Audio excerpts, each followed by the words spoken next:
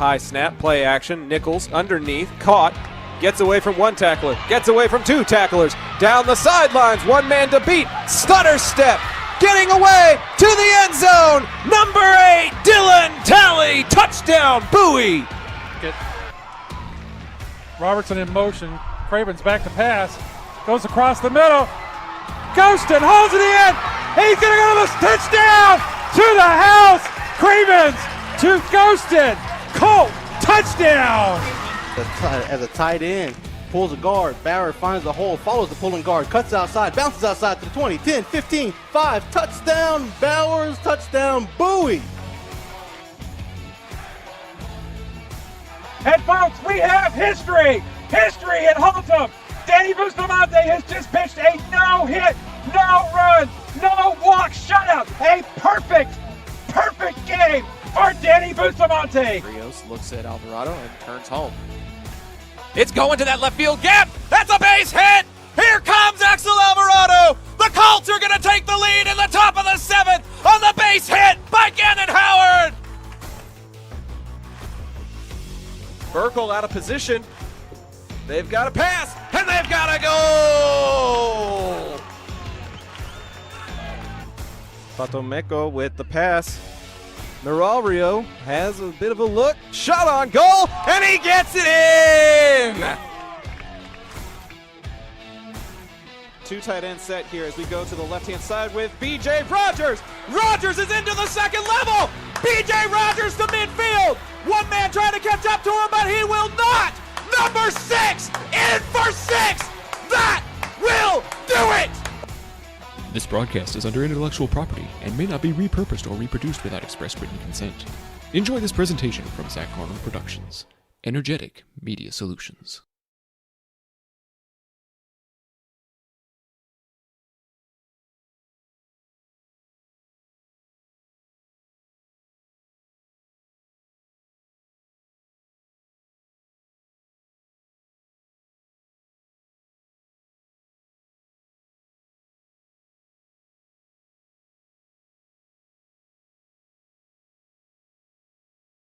John Wade Roofing is celebrating 40 years serving the Arlington area.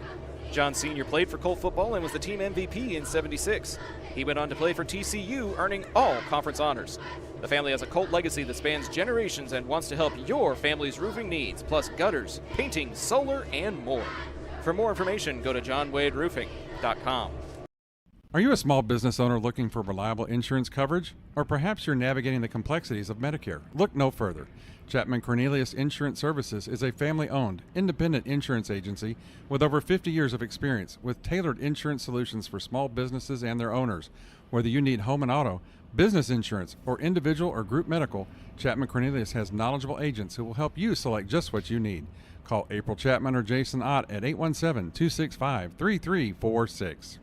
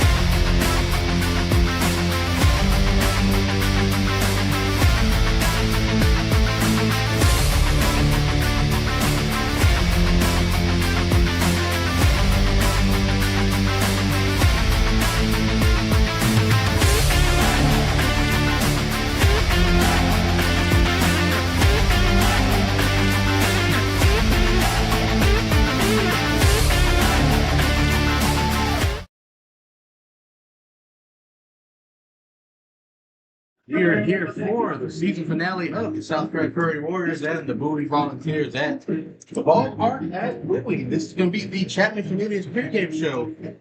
They sponsor all pregame shows that's related throughout baseball season. This is the final chance it's the final time we get a chance to do one for a Bowie Volunteer broadcast this season. It's their season will be tonight versus the South Grand Prairie Warriors. John Holly on the call. Cameron Wilcox and Chaz Milton as our producer. Cam, we're coming in looking at two teams going different directions. The Volunteers looking to end their season with the win.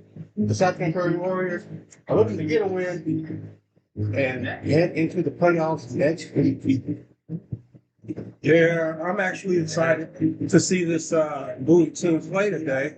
I know I got to see them the other day, me and you, on Tuesday, where they had a couple of calls go against them early on. And I think that brought the game down and their energy down. But they weren't able to, battle back as the Warriors went ahead to win that game. Yet today we're going to see Roman Ortega on the mound, a big number 4 hitter in the lineup as well. Okay. So I'm really excited to see what he has to do. And, I bring it up every time. Christian Uribe at third base, making plays. And, of course, we got Jackson Turner. I think this might be his final game this season or for his career here at Bowie. So I'm looking for those guys to kind of have a big turnout. Yeah, you have multiple players that are coming out for the senior night. Jackson Turner, one of them, maybe leading off the lineup for the Volunteers. Christian Uribe, another senior that you're looking for. You want to get a win on senior night. You want to continue the tradition. Senior night was last week. Well, not the senior night, but the final night of the season, the season finale for the Volunteers. You want to get a win. You need guys that are seniors to step up to do that for you, like Jackson Turner, Christian Uribe, and others. So we'll tell you about that and more on the other side of this break. 10 minutes to first pitch. We're going to get things settled here. It looks like we're having a little audio issues. We'll step aside and be right back with more after this.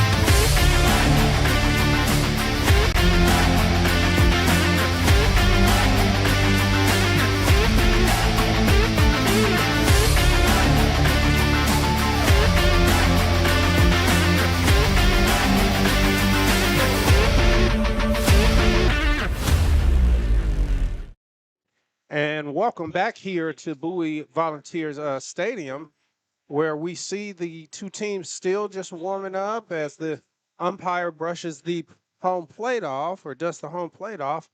Coach Johnson makes his way to the introductions, and Coach Yida is making his way out right now as they exchange lineups here and get familiar with each other. They're doing their thing out there, just getting ready for a good day of baseball here at the stadium. As the Warriors coming off of that win the other day, off of a big win the other day. Yeah, you said they got that 12-2 win the other day Right. at South Grand Prairie in a game that it started off well for the Volunteers. Jackson Turner got a leadoff double.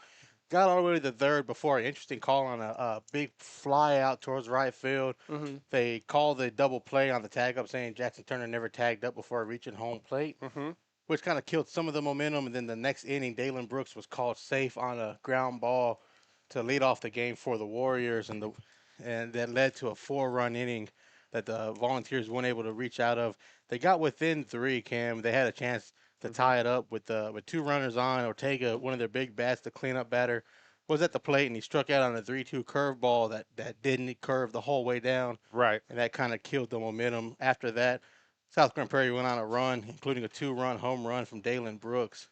And he's proved why he's one of the more athletic players in the district with that 2-run home run. Well, that was the cap off of a 4-for-4 day by the leadoff hitter, who actually scored every time he went up to bat. Like you said, he ran out that first one, and then he hit a double, a single, and then, of course, in the park home run, the non-traditional in the park home run. What we're looking at here though is if Roman Ortega can get as many Ks as they did last game to help himself out, that'll probably be a big help as well because he is a big strikeout pitcher up there on the mound, and we'll see how that works out for them when we. And Roman Ortega, he's going to have an interesting time to go across the South Grand Prairie lineup. Leading off will be Dalen Brooks, the speedy center fielder, quarterback for the football team. He's all district caliber player, Brooks. Behind him, J.C. Lucier, the second baseman. Batting third, the first baseman, Zach Shepler. Batting in the cleanup spot for the Warriors, Julian Guerrero. He's behind the plate catching. Batting fifth and playing left field, Isaac Bertman. He'll have the sun in his eyes for the next few hours as the sun is setting behind us. Batting sixth in right field, Brandon Mountcastle, who made that great play in the first inning versus over Jackson Turner on the play that they doubled up Jackson Turner. Right. The big diving catch out in right field. Batting seventh, playing third, Juan Ramirez. Batting eighth and playing short, Matthew Brinkman. And batting ninth, Anthony Bazan, who got the win on the mound for the South Grand Prairie Warriors. Yeah, he'll be DHing. I mean, those guys, they did have a plethora of hits the other day, but then also they got a lot of help. So let's see if the Volunteers can wind down on those, mistakes and put in a good performance here to finalize the season. You want to get a good performance here, and we want to get a good performance for you first. But the team that brings a good performance for us, Cam, that's our pregame sponsors, Chapman Cornelius. They put together a good performance for us all season, covering all games, Bowie Volunteers. And the final game, let us tell you about our pregame sponsors. Fans, the pregame show is brought to you by Chapman Cornelius Insurance Inc., a family-owned business with a team of professionals who have served the Arlington area for over 50 years. So don't let insurance be a headache. Chapman Cornelius can help you create a custom insurance plan tailored to your small business needs and budget. Call April Chapman or Jason Knott today at 817-265-3346 or go to www.chapman-cornelius.com. They sponsored us all season, Cameron, for the pregame show. They're sponsoring the pregame show across town between the Arlington Colts and the Martin Warriors, which will kick off here soon for first pitch in a game between two teams that are bitter rivals in the city of Arlington. Both 9-4, so you want to get dominance. The Warriors won a game 1-0 last night, despite Danny Bustamonte's no-hitter. Yeah. So I do want to reiterate what you said there and thank everybody that's been listening. Thank the sponsors. Thank all of the people out there that have been listening, like Amy up in Detroit and her daughter Natalie, and then her grandmother.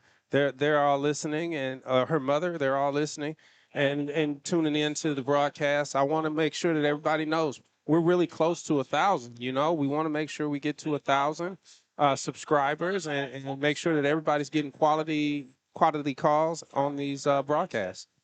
Yeah, fans, make sure you subscribe to the channel, subscribe to everything that Zach the Voice has going on, especially with playoffs coming around next week for the Arlington Colts. They will start their playoff season on Thursday.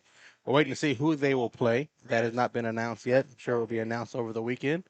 But this has been an exciting season for Zap. We've been able to get more action for our players here, more action for our team. We've added players. We had Cam and Chaz come in. They were here with us during football season, but now they had a chance to get more into a role. Both graduating here from TCC within the next 2 weeks out of the radio, TV, film program. Mm-hmm. As a teacher there, I give you guys a round of applause. Appreciate it. Love it there. And hope to have both these guys back during football and going further. Mm-hmm. If not, we hope to see them prosper as we go out into the real world. Mm-hmm. A lot of these volunteers will go into the real world starting the next few weeks once high school graduation hits. But we're going to go ahead and talk about all graduating volunteers that are leaving and the volunteers lineup for the final day of volunteer baseball. Leading off for the Bowie would be Jackson Turner, senior center fielder. Behind him, Micah Couch, left fielder. Batting third, Christian Uribe, the senior third baseman. Batting fourth, Ramon Ortega. He's pitching. He'll be batting fourth in the cleanup spot, and he should be back next season as he is a class of 27. Batting fifth, Andrew Vega, the senior. He is playing shortstop. Batting sixth, Item Fiorentino, the DH. He's a senior. Batting seventh, Josue Martinez, the second baseman. Batting eighth, Raul Sanchez. And batting ninth, Isaiah Piper. Zion Sturgill not in the lineup, but he is playing first base tonight. The senior first baseman will be out there in the field. As you see both teams lined up on the baseline, we're going to have the playing of the national anthem. So we're going to step aside and bring you back more baseball after this.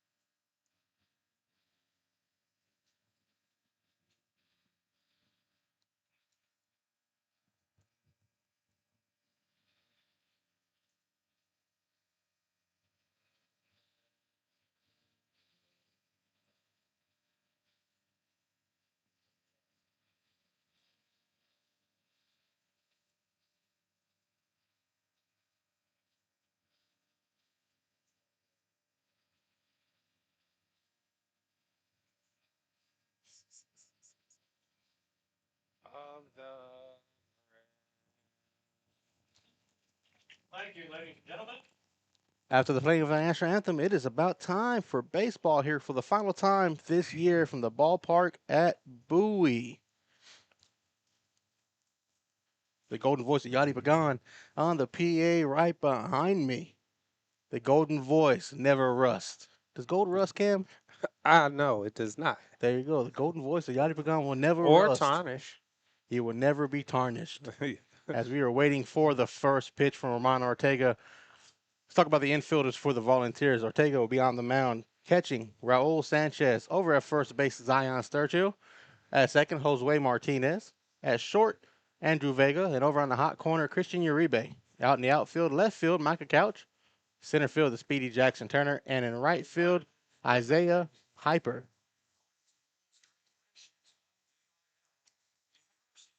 Yeah, as we get ready for the first pitch, let us tell you about our first pitch sponsors. Our first pitch is brought to you by Modern West Windows and Doors. Open up your home to new opportunities as we get ready to open up this game to a new opportunity.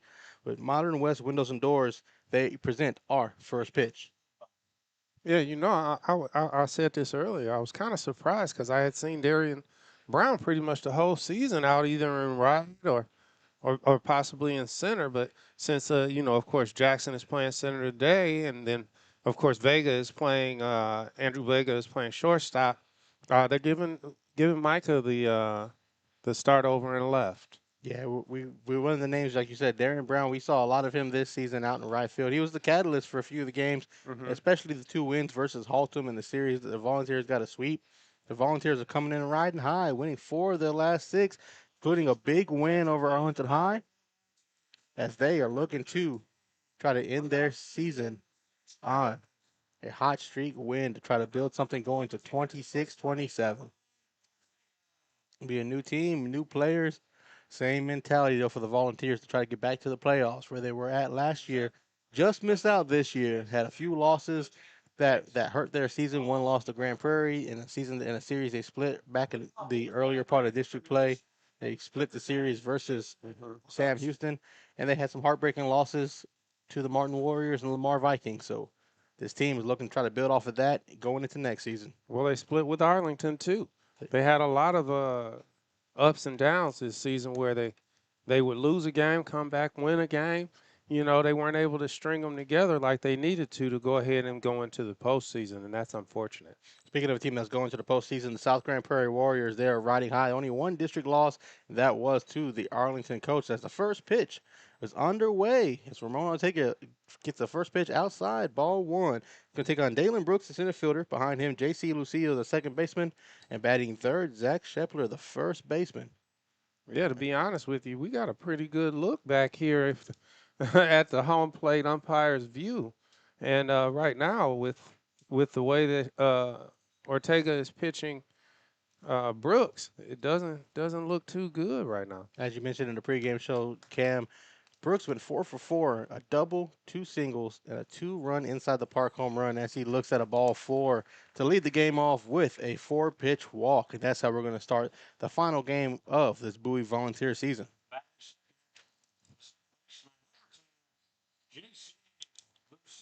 second baseman J.C. Lucio is going to come up here for his first plate appearance versus Ramon Ortega, as Brooks is going to get a pinch runner.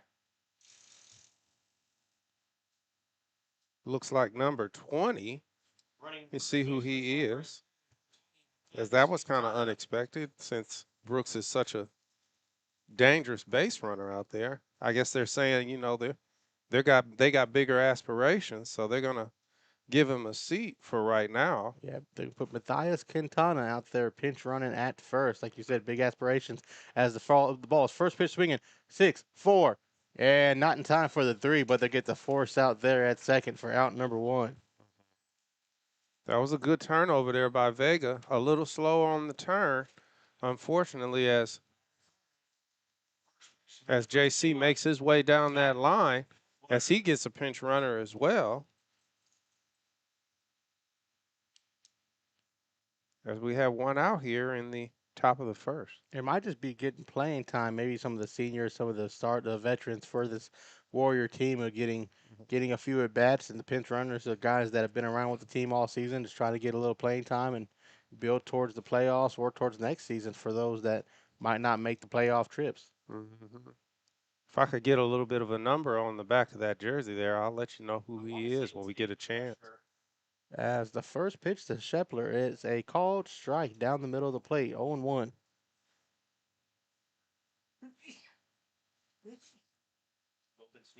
The golden sneeze of Yachty Pagan right in my left ear, as back in time safety, the pinch runner at first base. When we figure out who that is, we will let you know. He's taking a pretty moderate lead over there. The 0-1 from Ortega. That ball is hit out towards left field. It's a great shot. Micah Couch is giving chase to it. It is over the wall. Shepler with a two-run home run to get the Warriors on the board. Over the Vernon Wells sign out there in left center. And the Warriors take a quick 2-0 lead over the Bowie Volunteers. And he put a jolt into that, Cameron. I know he did. That was a nice, it was a fastball kind of on the outside corner that didn't necessarily break or anything. And Scheffler, he caught a hold of it and hit it about 360 down the right field alley. As that ball is hit out towards right field, it's going to run up against the wall. Piper's going to give a good chase to it. He's going to one-hop that throw all the way in. Ooh, that was a good throw. Piper with a cannon almost got Guerrero, but he makes it in time for a slide-in double. So Guerrero with a double right after that 2-run home run for Shepler. Yeah, Isaiah tried to gun him down as he ran to that corner, that right field corner. It was hit down the line, still in play, and he caught it on a one-hop, crow hop turn. He threw it hard to second base on a one hop, and it not Shepler, but Guerrero just barely beat the throw as he gets a pinch runner as well. Number 26, it looks like. It was Michael Maggart, the pinch runner. Maggart. Yeah, like you said, Piper, he gave everything he had in that throw. We saw him a few weeks ago at Lamar, gunned down a runner trying to take third. Right. And he has the arm to do it. Great throw by Piper, but not in time. As the first pitch to Bertman is a called strike. Right, as we already go into this fifth batter with 2 runs already played it. I'm sure this is not how Ortega wanted to start this game. Yeah, Ortega came in, like you said, he had expectations of trying to get the win here on the final game of the season, as that 0-1 misses outside 1-1. We've already seen a 2-run homer come across on the scoreboard as the 1-1 misses low, 2-1.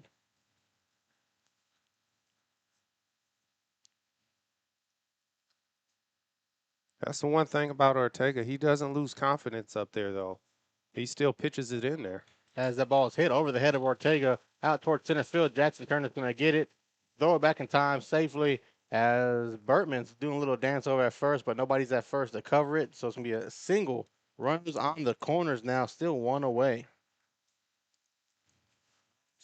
Yeah, he moved Julian over pretty easily as he hit that one hard right over the top of Ortega's head and right through the middle of the infield for a nice single. As we have a pinch runner for Bertman now. Looks like number 10, but I can't see for sure if that is number 10. You have 29, the pinch runner. Andrew Amador. Amdor, the pinch runner. Amador. Yachty Pagan here has the golden eyes, too. He saw everything. 20/20 vision coming in handy for Yachty as the first pitch here is caught. Good play by Martinez for the double play on the F4 double play for Martinez, and that ends the inning. But 2 runs come across the score on a 2-run bomb by Shepler out in the left center field. Going to the bottom half of the first, the Volunteers trail 2-0 already. We'll be right back on the other side of this break with more Volunteer baseball. Whenever a plumbing problem hits your home, experience matters. Pipe & Peak is a family-owned residential plumbing company with 16 years of experience that you can trust. They handle everything from yard leaks and slab leaks to tunnel work, and they're specialists in replacing old cast iron pipe. No job is too big or too small, and their pricing stays competitive. If you're seeing signs of aging pipes, now's the time to act. Send an email to Caleb Renfro to see how Pipe & Peak can help your home. When your high school field needs to look game-ready, trust John Kling and the pros at Field Ops North Texas. This veteran-owned team delivers fast turnaround and long-lasting field striping for football, soccer, lacrosse, and more, using professional-grade paint and equipment. Field Ops proudly serves schools and communities across North Texas, helping student-athletes compete on fields that look as good as they play. Get a free quote today by visiting gofieldops.com/north-texas. Back here for the bottom half of the first inning as we're doing a little lineup card scratching here. The Warriors came out in the top half of the first, put up 2 runs on a 2-run home run from Zach Shepler. And Shepler's day might be done as he's going to have a new first baseman out there, Fabian Delgado. Number 17, he's going to get some playing time. As Sebastian Correa is now catching number 25. I got to figure out how to write this down. Sebastian Correa. And he will be catching for Julian Guerrero. I hadn't had a chance to introduce the Volunteers lineup yet here in the bottom of the first inning. It's been that kind of game already, but it's 2-0 going to the bottom of the first. For the Volunteers, we're going to see Jackson Turner, the speedy center fielder, leading off for Bowie. He had a 2-for-3 day in the loss on Tuesday. Behind him, Micah Couch, the left fielder, will be batting second. And then batting third, the captain, Christian Uribe. Batting third, playing third. As Matthew Smith is going to be on the mound for the South Grand Prairie Warriors, coming off his perfect game, Cameron, versus the Halton Buffaloes. The Buffaloes have seen 2 perfect games thrown against them this season. Matt Smith was one. Danny Bustamante of the Arlington Colts was the other. So Smith has the stuff to go perfect, but the Volunteers want to make sure that doesn't happen tonight. As Matt Smith's going to be on the mound. New catcher for it would be Sebastian Correa catching the ball for Smith, playing first, Delgado. He's now playing in place of Shepler. Playing second, J.C. Lucio. At third, Juan Ramirez. At short, Matthew Brinkman. As the first pitch to Jackson is called strike. Out in the outfield, left field, Isaac Bertman. Center field would be Dalen Brooks. And in right, Brandon Mountcastle.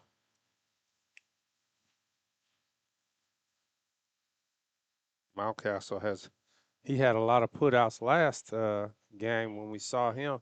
Like I said, he made a catch out there that I haven't seen a lot of right fielders make going across his body.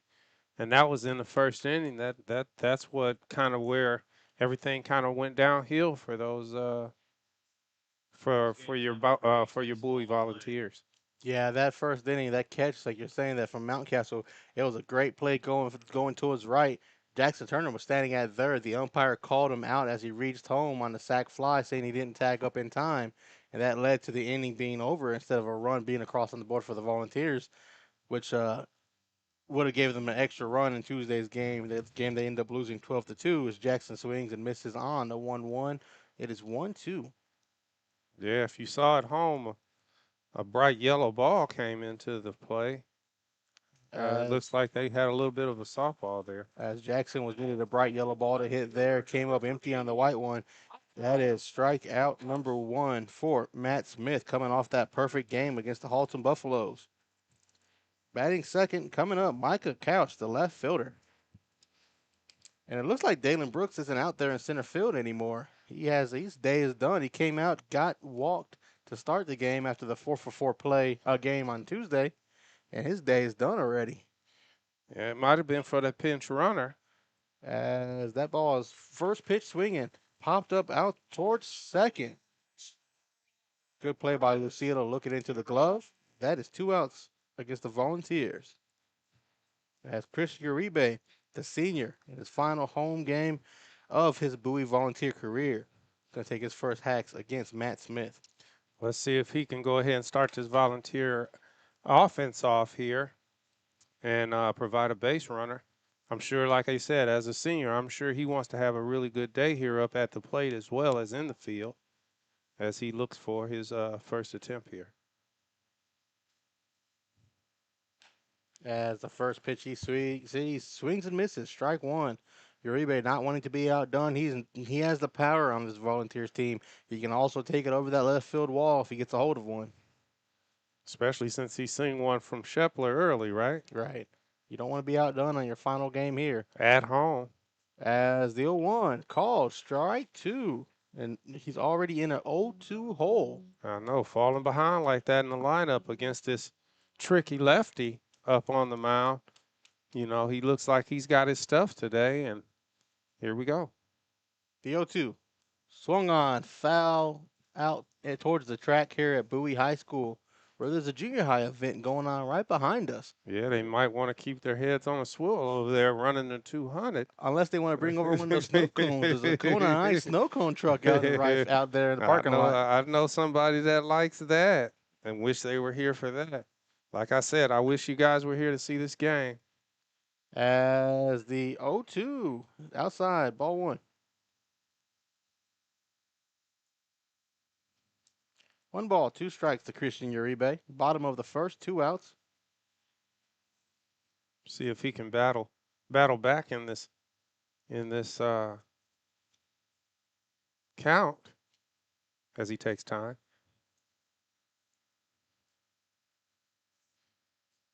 Yeah, he's thinking about what's coming next, I'm sure. Being down 1-2 in the count. As the 1-2 outside, Smith thought he got the call, wasn't going to get it there. 2-2. Yeah, Smith wasn't the only one. His shortstop Lucio and I mean his shortstop and second baseman Brickman and Lucio, they were following suit. It did look a little outside from here though, from our view. 2 balls, 2 strikes, 2 outs. That ball is hit over the head of the second baseman Lucio out towards right field for a 2-out single for Uribe. And that's how you get those orange shoes on base, doing a little work yourself. Yeah, you do outside in is what you do. That's what you do. Yeah, you go ahead and hit that right over the second baseman's head.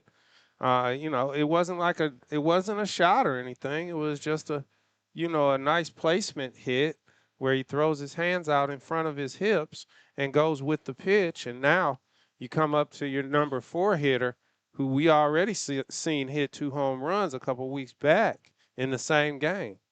Yeah, as Ortega, the pitcher, swings and misses at a strike, first fastball for a strike. Yeah, Ortega's coming up. He needs to redeem himself after Tuesday's game. He had a chance in the 3rd inning when the Volunteers were down 5-2 as the tying run. He struck it on a 3-2 count. He's looking to get a redemption here and help his own cause of bringing his teammate Uribe for a run. As the 0-1 called strike on the outside part of the plate, 0-2. Yeah, that's the thing. Smith was looking for that pitch against Uribe. The 0-2, Uribe takes off running. It's not going to matter as Ortega is hit in the back. And Cam, I made a comment last night to Zach during the Martin-Arlington game that it seems to be when I'm with you, we see a lot of hit by pitches. For the teams we going for, though. Yeah, I pointed that out, that Abe Alvarado for the Colts saw 4 hit by pitches during the Birdville series. And then the Buffalo Friday game at Halton Field, we saw 11 hit by pitches. It seems to be when I'm with you, somebody gets hit. Somebody gets hit. That is the first one of the night so far, as Vega, The shortstop's going to come up with 2 runners on. First pitch he sees, he swings that, hits it back foul into the net, 0-1. And that's the thing. Ortega, he's going to be able to rest a little bit as he gets a pinch runner. Number 4, Juan Mendez. Mendez, number 4. Pinch running for Ortega so he can get ready to pitch in the top of the second. The 0-1. No call there, so that's going to be ball 1. Right. From this vantage point, that actually, like I said, that pitch looks pretty good. Unfortunately, it looks like it's on the outside too, and that's why it's not getting called. But I did see him call one As a little bit foul. Yeah, a little lower than that on the outside corner. Yeah, Smith looks like he's got some pretty good placement on the ball as well, as we see Andrew step back into the batter's box. And when you get to this point in the season, try to figure out who your third-day pitcher will be for a playoff team like South Grand Prairie. You know that you have 2 starting pitchers. You want to figure out who that Saturday guy would be. And it looks like if Smith isn't Thursday or Friday, he would definitely be Saturday. It's Vega fouls that one off for sure. Yeah. You know, I was just wondering, like, right now they got 2 outs, right? 1 and 2. And the thing is, you know what I'm saying, this is your number 5 hitter. I feel like they need to go ahead and try a hit and run here, or, you know, something, as they're not even being held on first. So as Vega looks at the 1-2 on the outside part of the plate, that time Smith gets the call, strike number 3, and that's going to end the Volunteers' threat, leaving 2 runners stranded. Going to the top of the second, the Volunteers trail 2-0. The Warriors are going to come up and bat here on the other side of this commercial break. After more Volunteer baseball after this. John Wade Roofing has been serving the Arlington area since 1982, but the Wade legacy runs much deeper in the city of Arlington. A pioneer family that has had roots going back decades, John Wade and Company saw relatives attend the Cooper Street Arlington High campus and has had members play in Colt athletics for decades, and they're looking forward to serving this community for decades to come. Find out more at johnwaderoofing.com. Navigating Medicare options isn't easy. Hi, I'm Patsy Arnold, and when the time came to navigate my options, I went to Chapman Cornelius. They helped me find the best plan for my needs, quoted me life insurance options, and guided me in making my decisions every step of the way. They want to do the same for you, so give them a call at 817-265-3346 or visit chapman-cornelius.com. Back here at the ballpark of Bowie for the final game of the season for the Bowie Volunteers and our final home game at Volunteer Park. And let us tell you about our second inning sponsors. They are Pipe and Peak Plumbing. Call Caleb Renfro if you need a cast iron replacement specialist at 817-807-7069. They've been serving the Arlington area for over 16 years. Cam, who do we have coming up to bat in the top of the second for the South Grand Prairie Warriors? Well, you have to lead off your third baseman, Juan Ramirez, followed by Matthew Brinkman in the on-deck circle, and in the hole, Anthony Bazan, as Ramirez steps into the batter's box for Ortega to take his second crack at this Warriors batting lineup as he throws a strike 1 on his first pitch, which seems like a better start where he threw 4 balls to Brooks, and now here to Ramirez. It looks like he's kind of trying to get ahead in the count. 0-2 here. Let's see what happens next as he throws one to the outside as Raul tries to frame that pitch on the outside corner. As we saw Smith trying to hit that same corner, and the umpire called it a ball then, and he called it a ball now, bringing the count to 1-2 as this one is popped up down the right field line as Sturgill gives chase, and he watches it sail safely out of play. Yeah, Ramirez on Tuesday, Cameron, he went 0 for 2, but he walked in the first inning, part of that 4-run first inning. But other than that, he struck out and grounded out.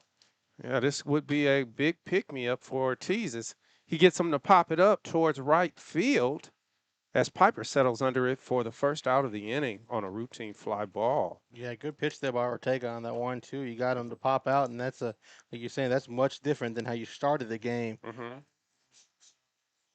As that brings up our shortstop, Matthew Brinkman, hitting out of the 8th spot of this Warriors lineup. Looks like he's a righty against righty here battle. Here's the first pitch. Call strike on the inside corner, fastball. This umpire's got a little bit faster of a call than some of the previous umpires we've seen in the last few games. Exactly. He's very stern with it as the next pitch comes in a little bit higher than the last. Almost the same placement, but a little bit higher, bringing the count to 1-1. Again, same pitch. High inside, high and tight. You're saying higher. We got different higher vantage point tonight than we did on Tuesday. We don't feel like the umpire is yelling at us on the strike call.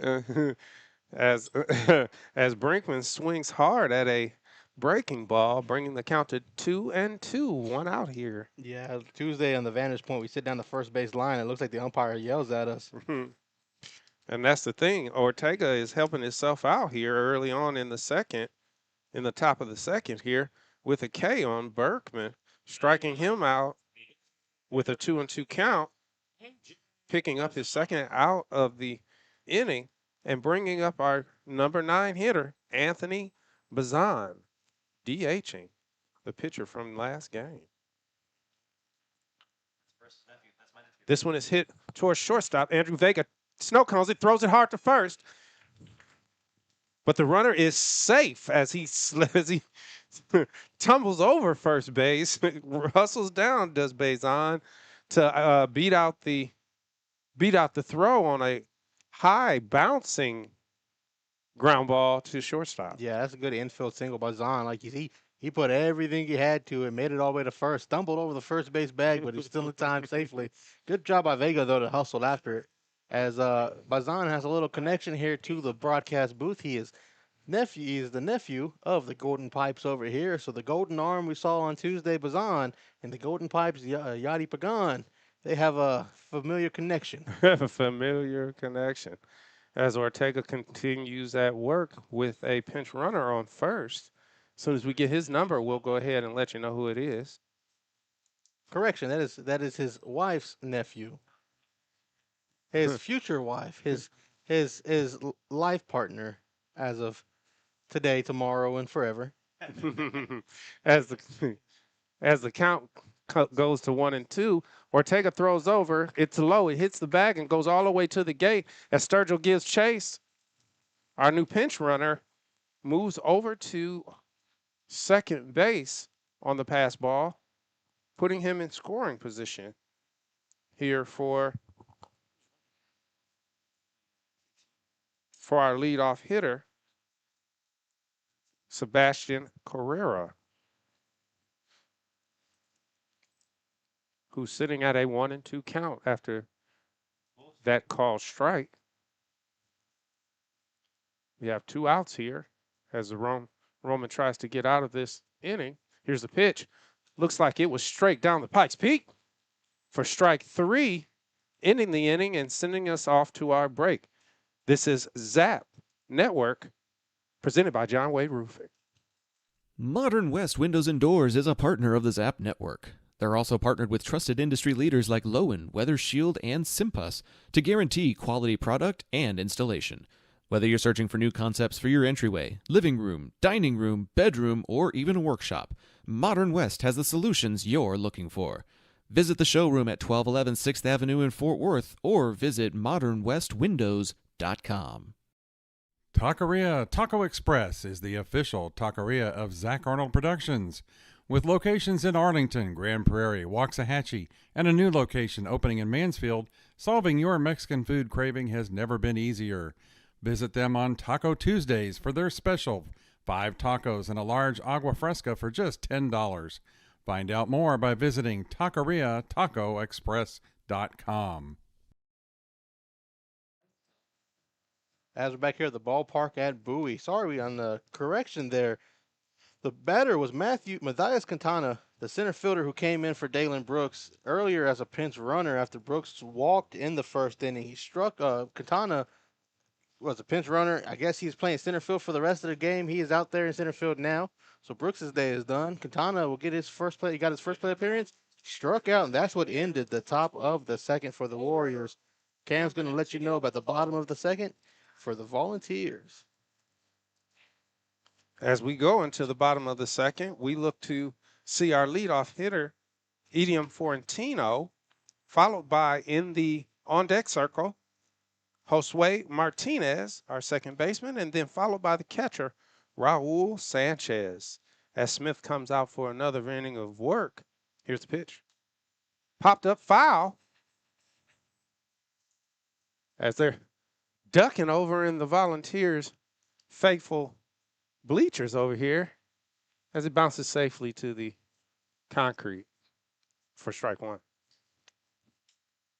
Back to the action. Here's the pitch. Hit hard towards shortstop, diving with no play as Florentino hits a hard shot towards our shortstop, Berkman. He dove to his right and unfortunately was not able to come up with the play as Idiom is at first base with a nice hit to start off this second inning for our next batter, Josue Martinez, looking to at least move that batter over, or move that runner over, as Idiom takes a nice size lead against the lefty. Here's the pitch to the plate. Bunted right in front of the pitcher. Smith goes to first and gets the easy out at first. Well, not necessarily easy, but that's the fielder's choice over there. Yeah, that was a good play. That was a good job on Martinez. That was sacrifice good. on the bunt. Yeah, nice sack bunt. You move Item over from first to second, so now Fiorentino's at second. Good job there. A little bit of small ball. You're trying to manufacture and get some type of run out of the bottom half of this lineup that's struggled most of the season for the Volunteers. Right. So if you do something like that, now you have Martinez and Piper up the bat. Maybe you can get that run in and cut into this 2-0 lead. Right. You mean Sanchez and Piper? Yes, sorry. Sanchez looks to get himself an RBI here as he takes the first pitch for a ball. Thought that was a strike, but man, look at my 50-year-old eyes. Absolutely wrong. Private eyes, they're watching you. That's a Hall & Oates song for y'all under the age of 20. As Raul takes another pitch on the outside corner, this one here is called a strike, and I got that one right. Sanchez, bringing the count to 1-1. Sanchez coming off that 1-for-2 day on Tuesday. He got a single in the fifth inning, but he had a sac bunt, part of that big two-run third inning for the Volunteers. As he swings hard at a low fastball for strike two. Looked like his back foot moved a little bit, so it might have fooled him a little bit as he brings the count to 1-2. And Smith, of course, is looking for another K here as he picked up 2 strikeouts in the first inning. He's looking to try and add to that against our catcher here, Raul Sanchez, as they get the sign. Checks second, steps off. He didn't like it. Didn't look like Smith liked what he got there. As he told him to repeat it, he likes it this time. Back into the stretch. Here's the pitch. Raul fouls this one back to the backstop to stay alive. Yeah, good at bat so far. You're making Smith throw a lot of pitches. Smith's coming off of that perfect game last week versus Haltom. Volunteers have already got to him twice now with 2 singles. You just need to be able to manufacture that run at second and try to cut into this lead. Maybe shake him up if you can get on the scoreboard. Well, they got a man in scoring position, and it's only 2-0, so that one comes right to me. Oh, the net was in the way. I would have took a ball home today. As it was heading in our direction, the only thing stopping it from one of us 4 catching it was the net right in front of us. It was right at you, Cam. Right after you, Cam. I know, bringing the count to 1-2. Yeah, you know, for some funny reason, whenever I go to the ballpark, I always get something. I always catch something, whatever. Caught a ball for the first time when I was about 30 years old. As this one is fouled, and Sanchez is protecting the plate again, bringing the count, or keeping the count at 1-2 here, as he saw something that was coming real close, you know. Hopefully one of the passerbys caught that one, because there's a track meet or something here for the junior highs. And they need to keep their head on a swivel. Absolutely. Keep it on a swivel over there. I've seen plenty of balls strike people in the head or in the body walking by, innocent bystanders. As he hits this one down the line, The third baseman comes up a little short, pulls the man off the bag as he is safe. That's got to be an E5 on the third baseman. It ate him up. It hit his glove and never bounced. He couldn't scoop it off the dirt. Then when he scooped it off the dirt, he pulled the first baseman off of the mound of the plate. Right. And now you have 2 runners on. So you have 2 runners on here with 1 away, trying to get to the top of the lineup. If Piper can get something going here in the 9th spot. Yeah, Juan Ramirez over there. It was a hard hit ground ball to the third baseman on that hot corner. He had problems trying to pick it up out of his glove there. It stayed on the dirt. He picked up with his hand and made a throw, but unfortunately it was short, pulling that first baseman off of the bag.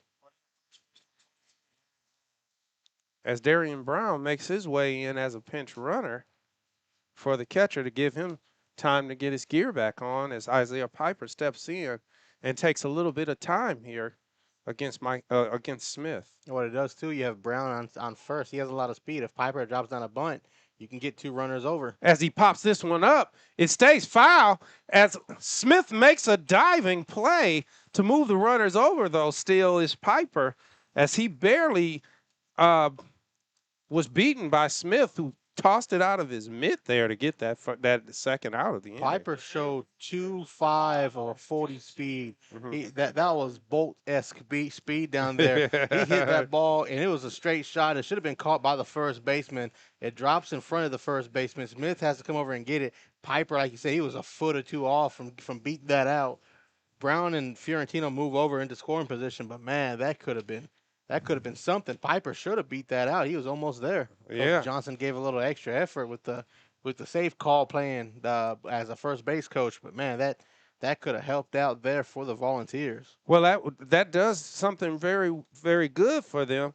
It puts Jackson Turner's bat into play here, as we have 2 men in scoring position, and the person that is really good at getting RBIs is this center fielder here, Jackson Turner. Yeah, he's coming off of that 2-for-3 game. He got the RBI, started scoring. The run started early for the 3rd inning.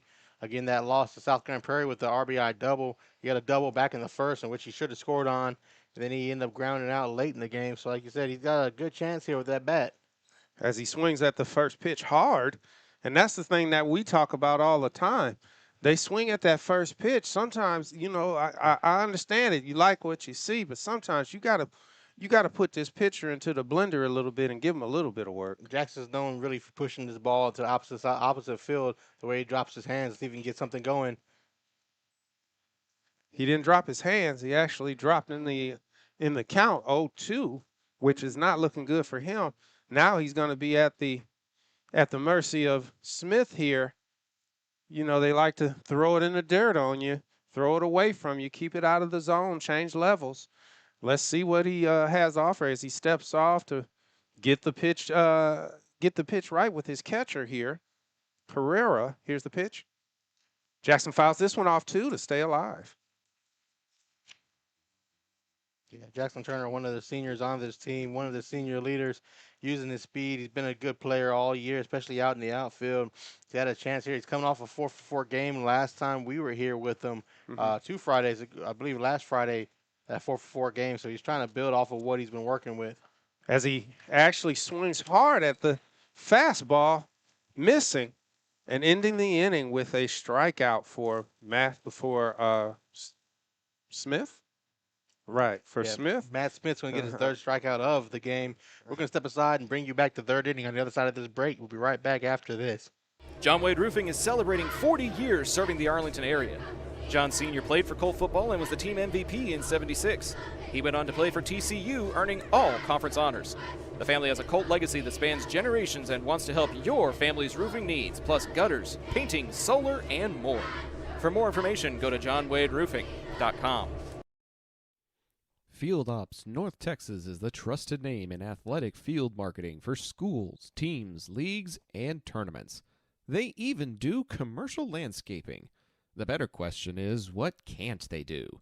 With fast turnaround times and proven expertise, they make sure your grounds look unbeatable every time.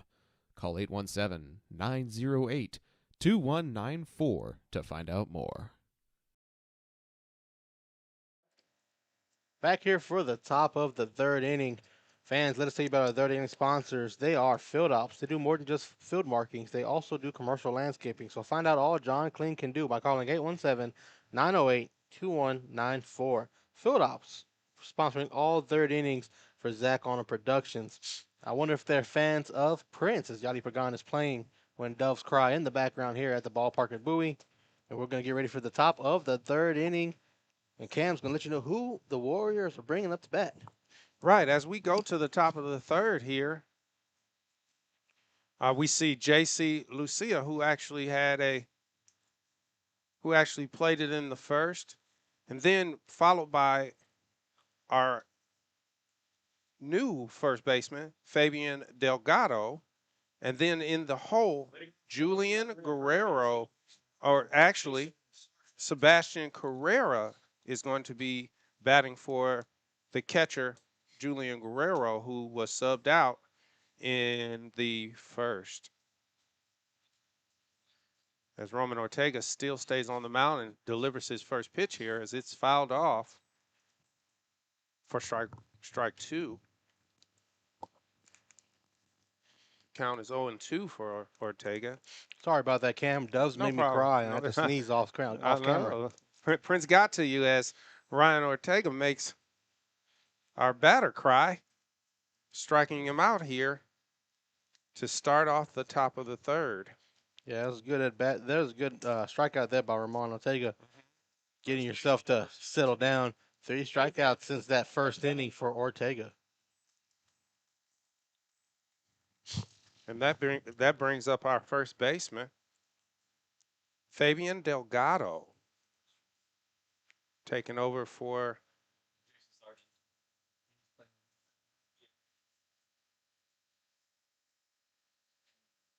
and I apologize, that was Jason Sargent that just struck out as Fabian Delgado fouls one off. It's going to be one of those games, Cam, where bringing it to strike two here. Go ahead. No, I apologize. I'm sorry.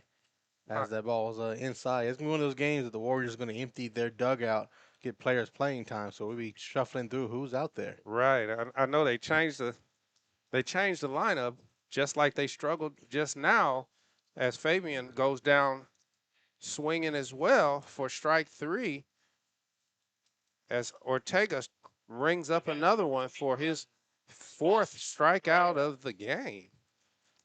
Yeah, like you said, he's settled down a little bit. It's only a 2-0 game here as the Volunteers did have a chance there at the end of the second. But it looks like if they can go 1-2-3 here at the top of the third and give themselves another chance here to get at Smith if he's still in the game. As Ortega brings the count to 1-1 and throws another one outside to bring the count 2-1. This is Sebastian Correa at the plate. He took over for Julian Guerrero after that double in the 2-run first inning. So this is Correa's first chance to see Ortega on the mound. It's a lefty up there, righty-lefty battle, as he looks at a called strike, bringing the count full. 2 outs here as Ortega is looking to pick up his 3rd strikeout of the inning, and he does on a fastball on the outside as Carrera goes down swinging here at the Zap Network, presented by John Wade Roofing. Are you a small business owner looking for reliable insurance coverage? Or perhaps you're navigating the complexities of Medicare? Look no further. Chapman Cornelius Insurance Services is a family-owned, independent insurance agency with over 50 years of experience with tailored insurance solutions for small businesses and their owners. Whether you need home and auto, business insurance, or individual or group medical, Chapman Cornelius has knowledgeable agents who will help you select just what you need. Call April Chapman or Jason Ott at 817-265-3346.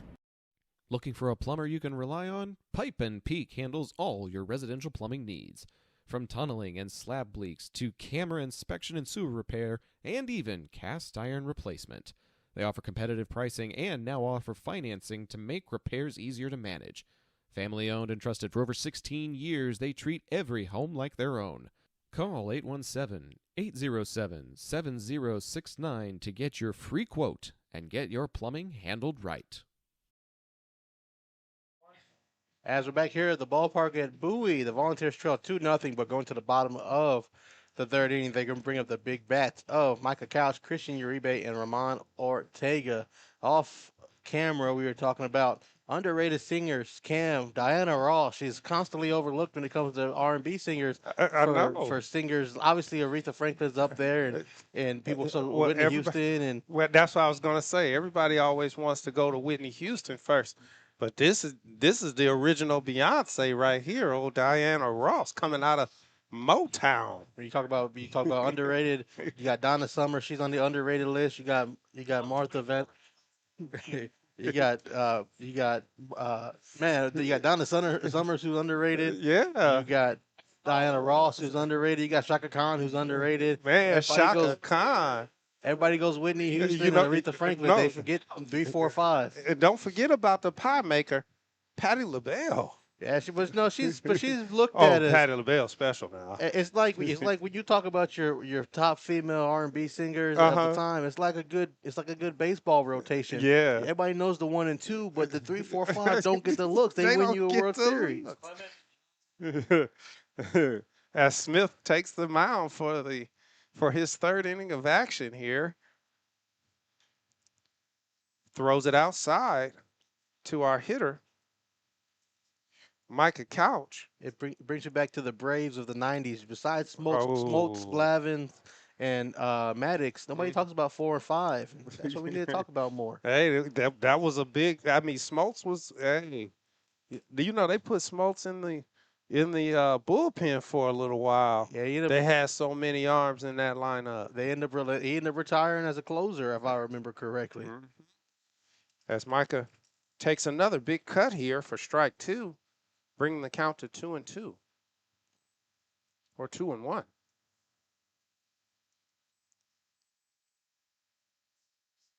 Here's the pitch. He takes a look at it. I guess he didn't like it, but it was a strike. Bringing the count to 2-2. It looked like for a second there, I thought we were confused on the 2-1, 2-2. I thought we were I thought the too. umpire was too, because he looked like he wanted to punch him out. Here it is. As this time he does punch him out as Micah goes down swinging. Giving Smith and the Warriors their first out of the inning as Christian comes up for his second at bat.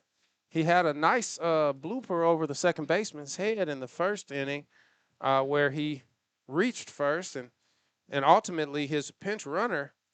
Oh, no, he actually got Ortega got hit by a pitch, so he moved over to second, and that's where they ended the inning. Here's the pitch.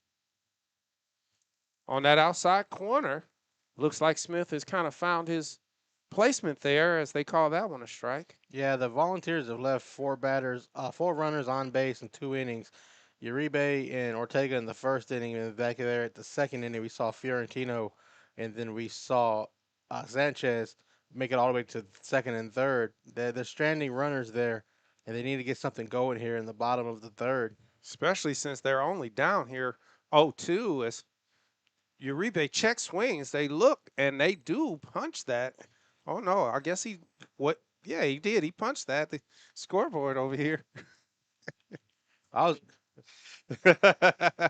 know I'm laughing. That's because we're just having a little bit of fun over here at the ballpark today as the pitch is called a ball, bringing the count to 3-1. As the golden scoreboard of Yadi Pagan is trying to confuse us on the broadcast. As Uribe takes the last pitch here, called for a strike, bringing the count full again. Feels like a Phil Collins song up here, The Land of Confusion. Land of Confusion. Are we doing a lot of music today? That's we did the Prince, we thing. did Diana Summers. As Uribe hits this one hard to shortstop. Brickman doesn't move and makes the line out against Uribe. Yeah, it was a good piece of contact by Uribe. It was pretty similar to how he got the hit back in the first inning, but this one didn't bloop enough over the head of Brickman at short. It lined straight towards him for out number 2, And now Ortega needs to get something. He needs to help his own cause here with 2 away. If he can get a 2-out hit, bring up Vega, you want to be able to get something on Smith. You've shown that you can get him, but you need to be able to finish the inning. As he takes an inside pitch for strike one.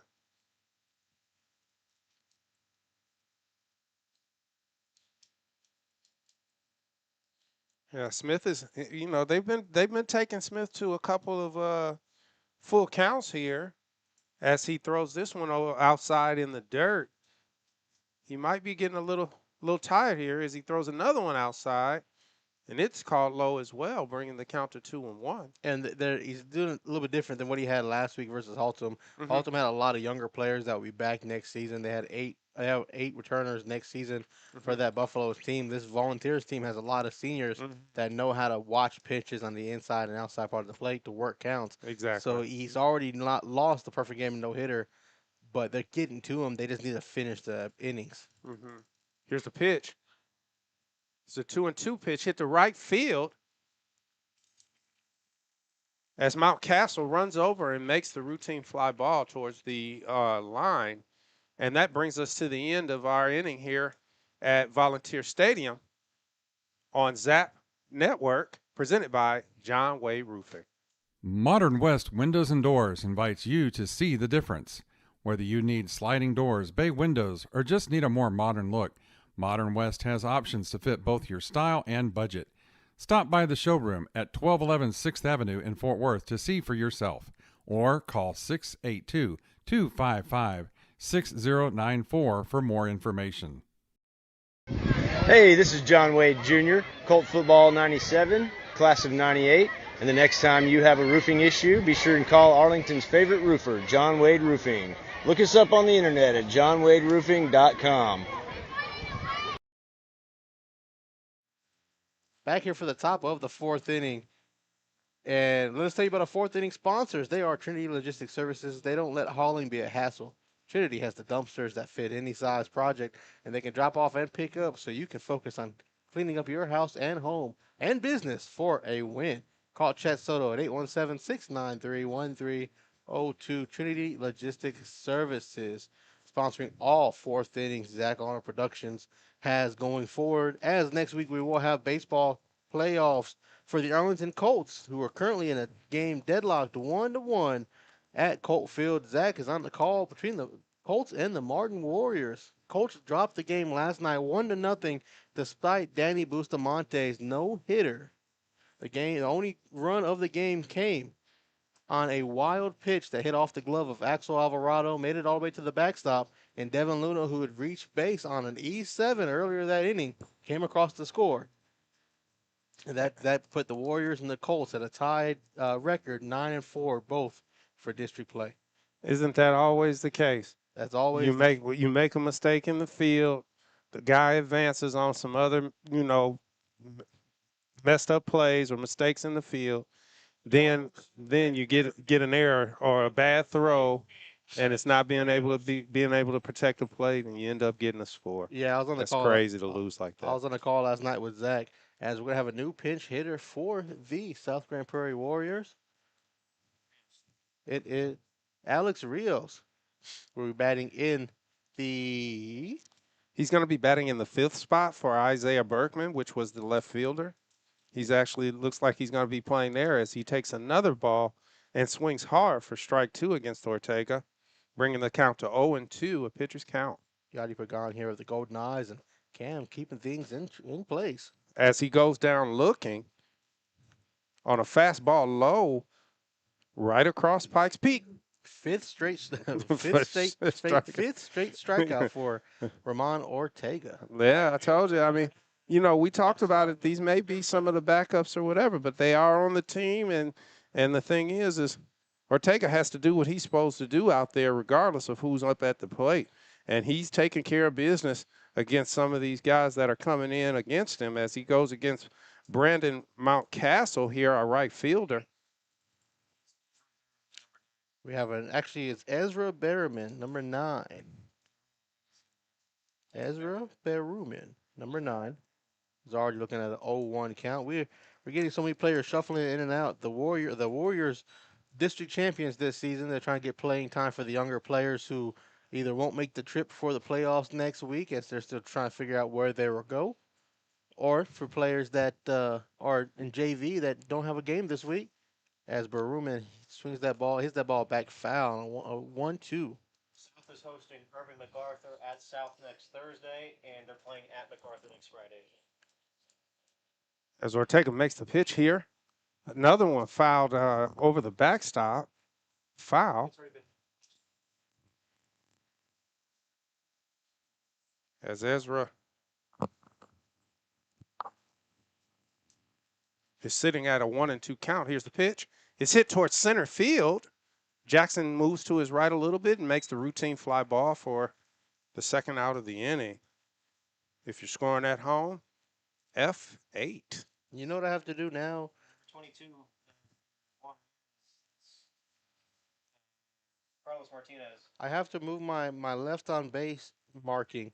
So the Warriors have left 2 runners on base. They haven't left anybody since. But I have to move my things around. We've already gone now through 16 spots on the score sheet, Cam. Right, as we have a new batter, Carlos Martinez, in for Juan Martinez Ramirez. He hits this one up the middle for a CNI single, right up the middle with 2 outs here. Now the Warriors have a base runner here with 2 outs, where Ortega had went. Brinkman. 5 batters. Looks like he had 1, 2, 3, 4, 5 batters where he had struck those guys out, and then he had a fly to center as he throws a breaking ball, a nasty curveball for a strike to our hitter, Matthew Brinkman. For Anthony Bazan, it'll be number 30, Cooper Hampton. On the on-deck circle, Cooper Hampton. So we're just filling in the names as we go. As the runner's going to take off, that ball's going to get past Sanchez. It's not going to matter. A 1-1 count to the batter, Baruman. No, Matthew Brinkman. Yeah, it was Matthew Brinkman. Brinkman is the only one who hasn't subbed in yet. Right. Who was that up at the plate again? That is Brinkman at the plate. Number Okay. 22. He is still the shortstop. Okay. Ask me 3 times later, I might not get this for you. That's on me. We got too much going on. We are now at the point where we are playing new bingo cards here, ladies and gentlemen. I know. I'm trying to keep the score here as the pitch is made at a 1-1 count, low to our batter. What now? 3-1, Cooper. I know his first name is Cooper. Hampton. Cooper Hampton. Okay. Thank you. 3-1 to Hampton. Let me go ahead and start a new sheet I know. It's for like new players. as he swings hard at an inside pitch and misses, bringing the count full with a runner on second, Carlos Martinez. Here's the pitch. Inside. Oh, as it's called a ball. And our new hitter,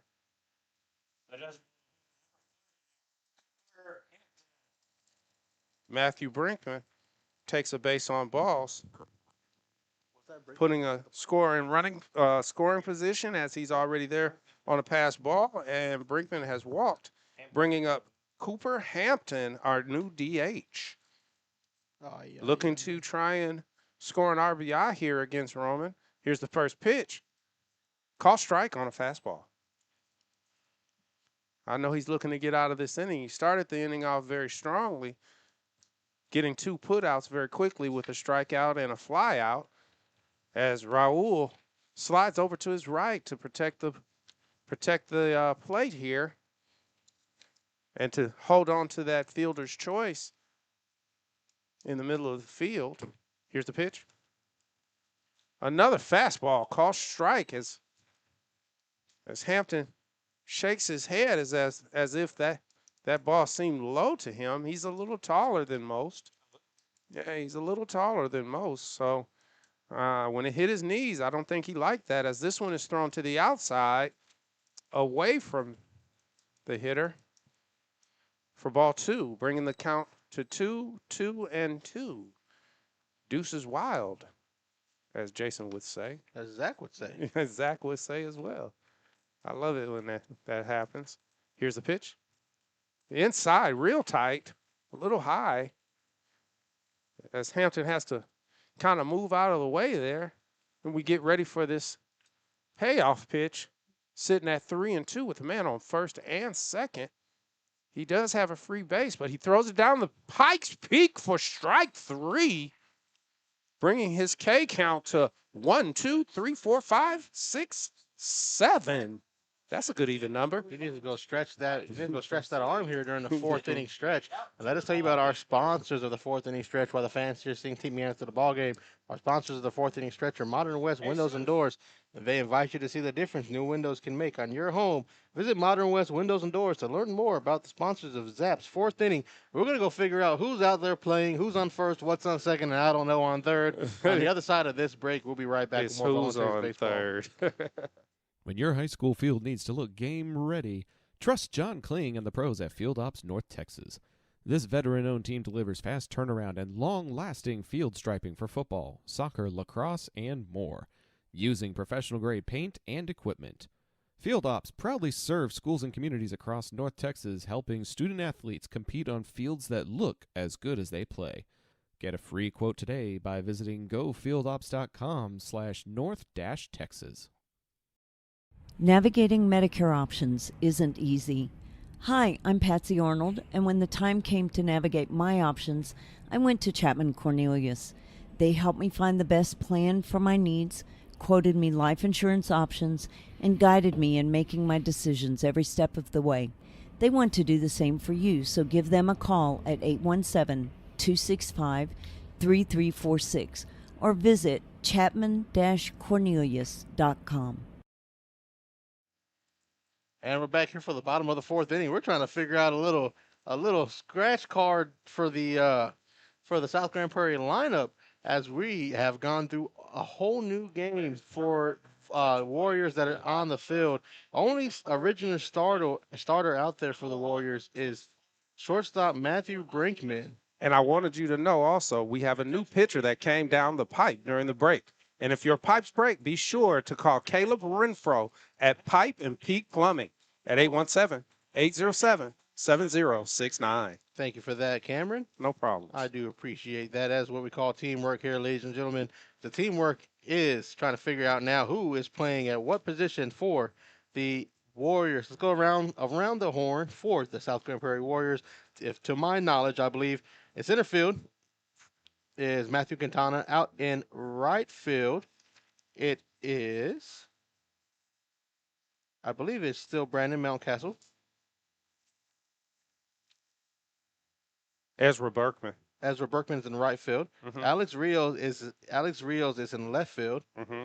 Behind the plate is Sebastian Correa. Mm-hmm. At first is Fabian Delgado. Mm-hmm. At second is Jason Sargent. Yeah. At third was Ezra. Third is Carlos Martinez. Third is Carlos Martinez. And short is still Matthew Brinkman. That's right. Okay. Ask me that 6 times later, and I'll give you a different answer. As the Volunteers are going to continue with their same lineup, Andrew Vega batting 5th. He is going to bat first this inning versus the new pitcher, Fernandez. Behind him, Item Fiorentino, and then Josue Martinez.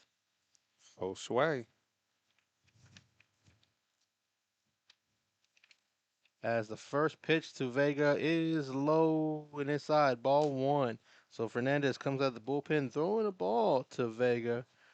0 for 1 on the night. He struck out back in the 1st inning. And it is Dollar Hot Dog night now for the rest of the game, ladies and gentlemen. Bottom of the 4th inning brings you Dollar Hot Dogs as the bottom of the 4th inning brings us a big fly out towards left field. The new left fielder tracks it down Rios for out number 1. As Adam Fiorentino comes up. He already had a base hit, right? Fiorentino is 1 for 1 with a single back in the 2nd inning. Yeah, he was one of the runners that got stranded out there. He was able to able to spark those guys immediately as he takes strike one here on a fastball by Smith. It is Fernandez. Fernandez, that's right. Ben Fernandez. That's right. That's right. Hey, they're switching up on me out here. They are switching up on me. And he's a righty.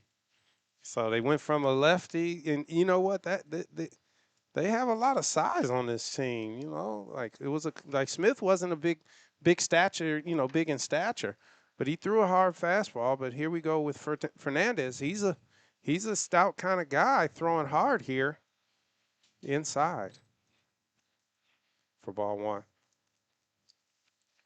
bringing the count to 1-2.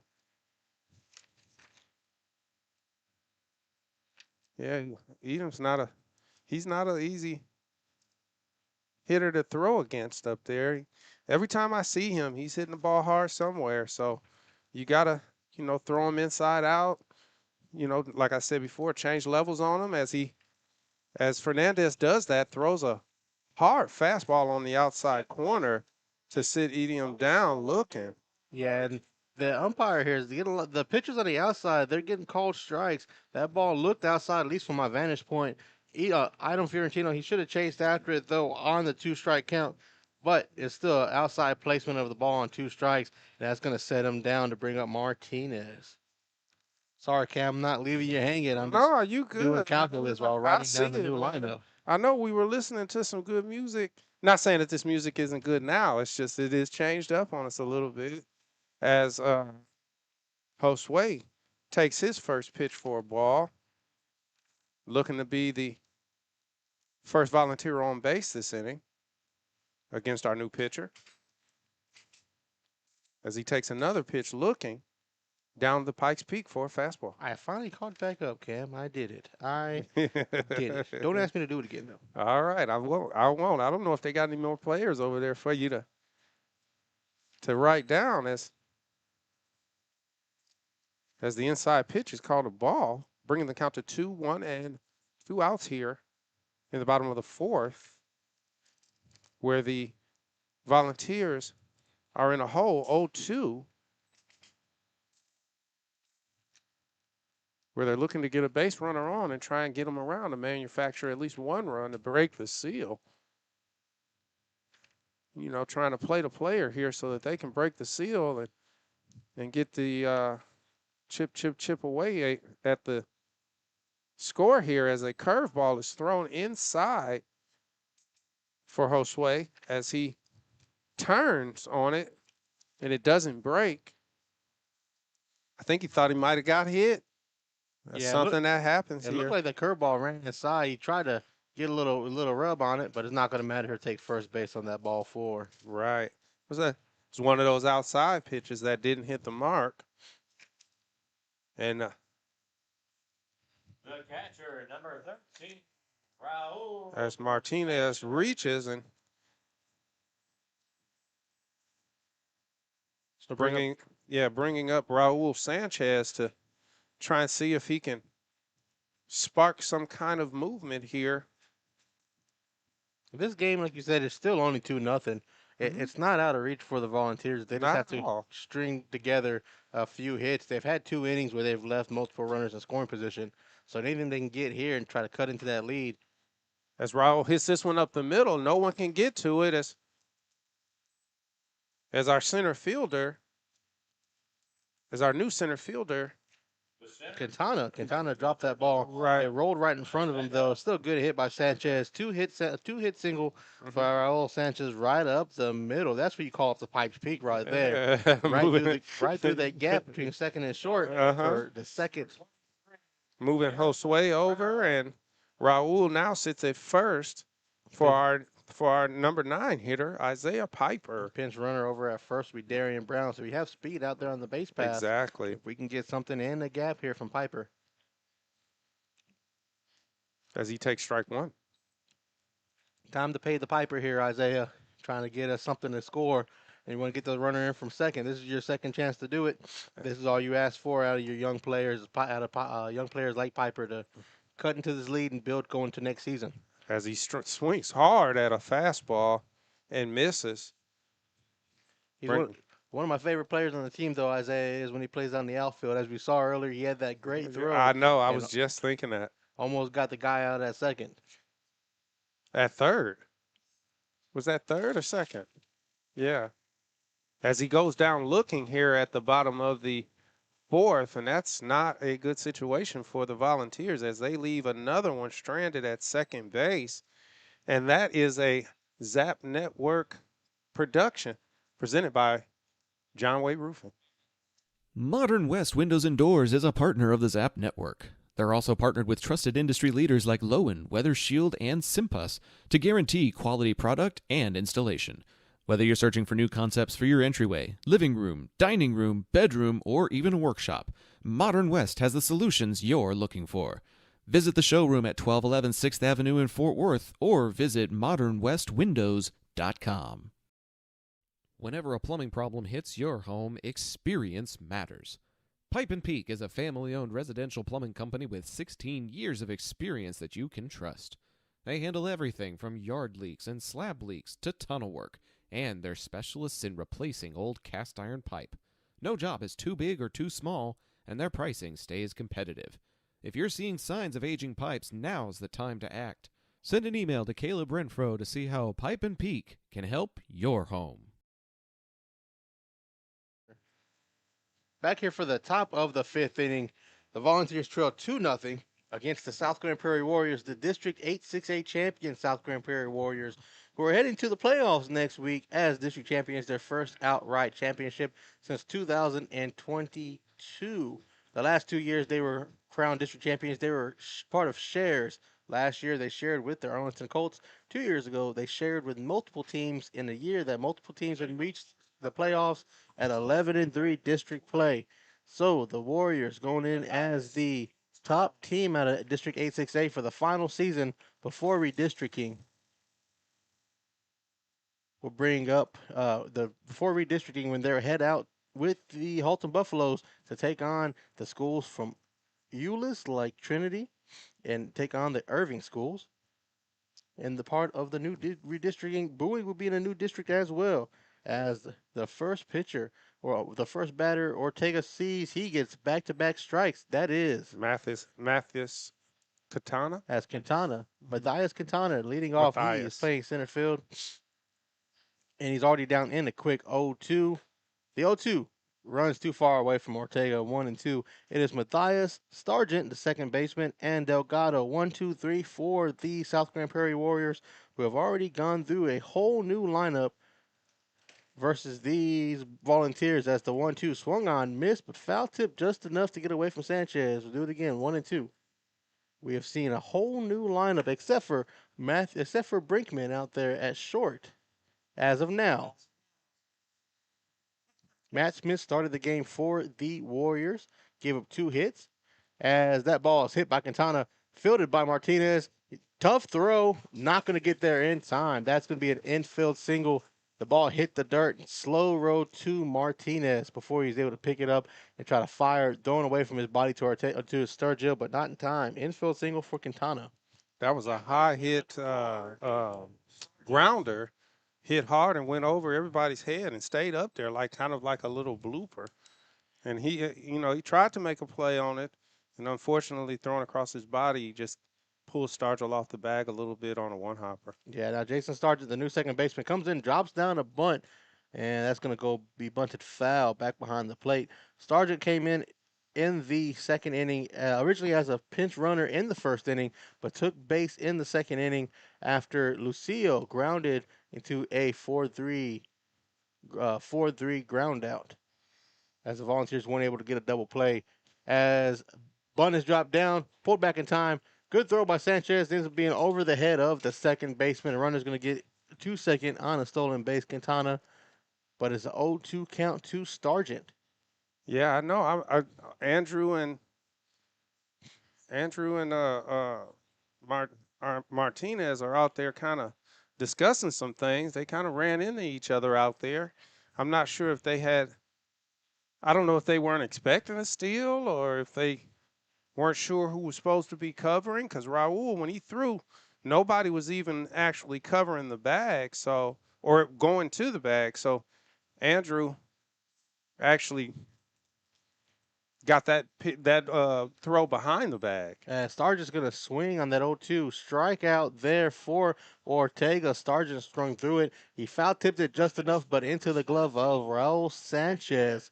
As Fabian Delgado is going to come up to bat for his second plate appearance of the game. He struck out back in the third. So Stargent struck out for his second time. Delgado is already 0 for 1 with a strikeout. As the first pitch to Delgado is a called strike on the outside part of the plate. Yeah, that's not a good day for Sargent. As Ortega already has 8 strikeouts, looking for another one here, but he's back into an even count 1-1 as that 0-1 pitch gets away from him there on the outside part of the plate. Score update from across town.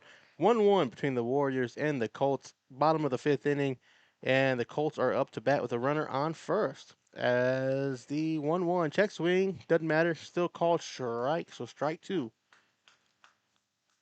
Zach has that call over there between two playoff teams, and the Warriors and the Colts. They're playing for city pride, for rivalry, and playing for fandom. As the 1-2 swung on and missed, Delgado goes down swinging for his second strikeout of the game. Make that number 8 for Ramon Ortega. Yeah, humming through these.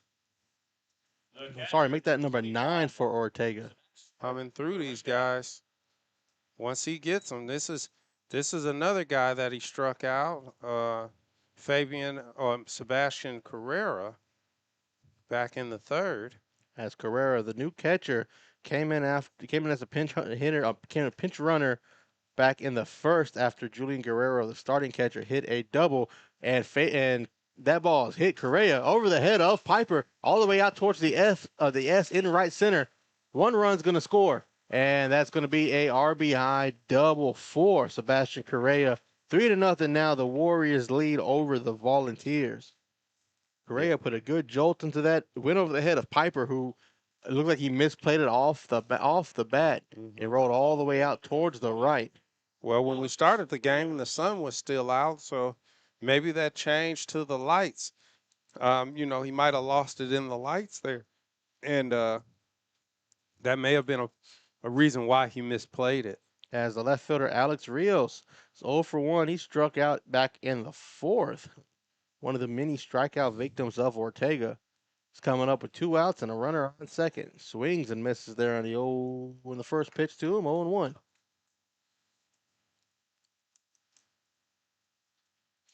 Yeah, I know. Ortega wasn't looking for that to happen. That ball's hit past Ortega, past Martinez. It's going to go out to center field. Jackson with a big throw. Comes up throwing, and it gets by the glove of Sanchez. That's going to go as a run for the Warriors. Great throw by Turner. Sanchez just didn't get his glove around the ball, dropped it. And that's going to be the 4th run of the game for the South Grand Prairie Warriors. As Rios is going to get the RBI single and advance to second on the bad play by Sanchez. Yeah, I know. Jackson came up throwing. He did a big crow hop and made a strong throw that was actually on time. And unfortunately, as Berryman's going to come up right field swinging, that ball past Isaiah Piper. 1 run's going to score. Berryman's rolling around second, and he's hiking it too. Good throw from Piper. The cutoff, and that is not in time. It's going to get past Uribe. Berryman slides in. He's up. They're going to have a throw going in the home. Vega to Sanchez. It's going to bounce past Sanchez, and that's going to be an inside the park home run for Berryman. That's the second inside the park home run we've seen this series, Cam. First one was Dalen Brooks. This one was Berryman, the new right fielder. 2-run inside the park home run. And the bases are now empty for the South Grand Prairie Warriors, who have scored 4 runs here in the top of the 5th inning. With three guys pulling off RBIs here. As Carlos Martinez, the new third baseman, who's 1 for 1. He got a single back in the 4th in his first plate appearance. He's looking at a called ball on the outside part of the plate, 1-0.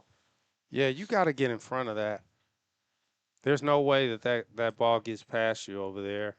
And that you just can't let that happen. In an inning that's escalated quickly It is now 2-0 to Martinez, who hits that ball high. It is into the glove of Sturchill, and that's going to end the inning, but not without a lot of damage on the scoreboard. 4 runs comes across the score for the Warriors. It is now 6-0 going to the bottom of the 5th. The Volunteers need an answer here with not a lot of time left to go. We'll be right back for the bottom of the 5th after this. John Wade Roofing is celebrating 40 years serving the Arlington area. John Sr. played for Colt football and was the team MVP in '76. He went on to play for TCU, earning all conference honors. The family has a Colt legacy that spans generations and wants to help your family's roofing needs, plus gutters, painting, solar, and more. For more information, go to johnwaderoofing.com. Taquería Taco Express es la taquería oficial de Zach Arnold Productions. Con un amplio y auténtico menú, satisface tus antojos o prepara tu próximo evento con nosotros. Visítanos todos los martes para disfrutar de Taco Tuesday con 5 tacos y un agua fresca por solo $10. Para encontrar sucursales cercanas o hacer pedidos en línea, visita taqueriatacoexpress.com. To the bottom of the 5th inning we go. Score update from across town. Colts lead 2-1 over the Warriors as they took a run there. Zach has the call in a matchup between two teams trying to get momentum going to the playoffs, which start next week. Rivalry game there. Colts Warriors. We were there last night. Me, Zach, and Chaz. Me, Zach, and Yachty. I'm sorry. Me, Zach, and Yachty were there last night in the game. The Colts dropped 1-0 at Warrior Field, now named Kurt Culbertson Field, and a no-hitter from Danny Bustamante, but he ended up losing the game. Zach has that call on the other side of the Zap Network. Me and Cameron here, and Chaz on the right producing. We're watching the Volunteers, who came into the top of the 5th inning down trailing 2-0 before a 4-run inning comes across the scoreboard for the Warriors. They're now 6-0, and Jackson Turner is going to lead off for the Volunteers. Yeah, when you say it is May showers bring April flowers. When it rains, it pours. It did in that 5th inning, and in that 4th inning, and now we're seeing Jackson Turner lead off here, where we're going to see if they can bounce back here in the bottom of the 4th. Yeah, Jackson came throwing with a great throw after one run that came across the score as he swings and misses on that 1-1 count. Came up throwing to try to get the runner at home. The ball bounced out of the glove of Raul Sanchez for a play at the plate and letting the second run come across the score before a 2-run inside the park home run was able to come across to extend the lead 6-0. That ball is hit towards the shortstop and in time, barely, to get the speedy Jackson Turner for out number 1. As the game has slipped away from the Volunteers and Roman Ortega, who had been pitching very well until that last inning. Defense needed to help him out there, wasn't able to get out of the jam. Yeah, as Jackson hustled down the line on that ground ball to our new shortstop over there. Yeah, as Micah Couch, the left fielder, 0 for 2, flew out back in the first and struck out back in the third before Matt Smith, the starter, was pulled for Ben Fernandez. The first pitch to Couch, inside, ball 1. Yeah, a couple of these guys just need to string some together here for the Volunteers. As that ball is hit, foul. They're going to call that foul. I guess they hit off his foot. Or yeah, it looked like it hit off of his foot as he looks to kind of shake it off there. 1-1 count. The Mike Couch. There's still time. Bottom of the 5th inning, but the Volunteers need to get something going. They have not gotten a hit since the 4th inning. And that was Raul Sanchez who got a single. They have had 3 innings where leaving 2 runners stranded at the end of that inning. That is a total of 6 possible runs they could have gotten, but weren't able to bring those guys home. As the 1-1, that is going to hit Couch in the leg. And he's going to get a free pass. Second hit by pitch of the night we've seen. That is the under for usually for our game. I know. The over is about 10 after the Haltom game. As Uribe looking to get a hit. He got a hit back in the first, but was stranded at second. Now he's trying to get his second hit of the game. He is 1 for 2. Right, as he hit one really hard to our only remaining starter at shortstop. Brickman. Mm-hmm. All starters have been pulled for the Warriors. Some didn't make it out of the first inning. as the first pitch to Uribe.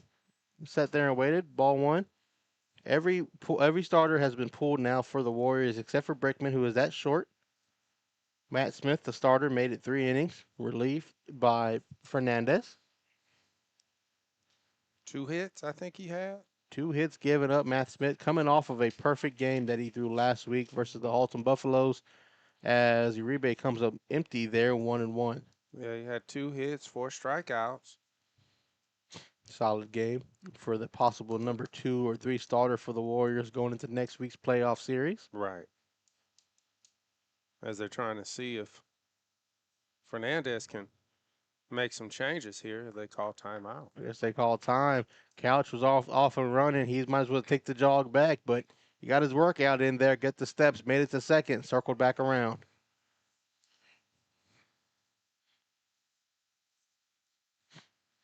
It's 1-1-1. I feel like I'd hit and run in some of these situations just to get that to negate that double play ball. As this one is hit hard. That ball is hit hard out towards left field. Left field is going to give chase to it. He's going to look it into the glove. Rios is for out number 2. We already saw a ball hit hard to left field. That was back in the first inning. Scheffler hit a 2-run shot over the Vernon Wells sign out in left field. Probably about 355-ish. It's 310 down the left field line, 380 to center field. And he got all of about 355 on that home run, Cam, back in the first inning. As Rios runs over and kind of makes the play just in the outfield as Uribe hits the ball pretty much in the same location. Couch is going to take off running. The throw down, and Couch is going to get in time safely. It's like a rooms to go deal. That was a steal for Micah Couch.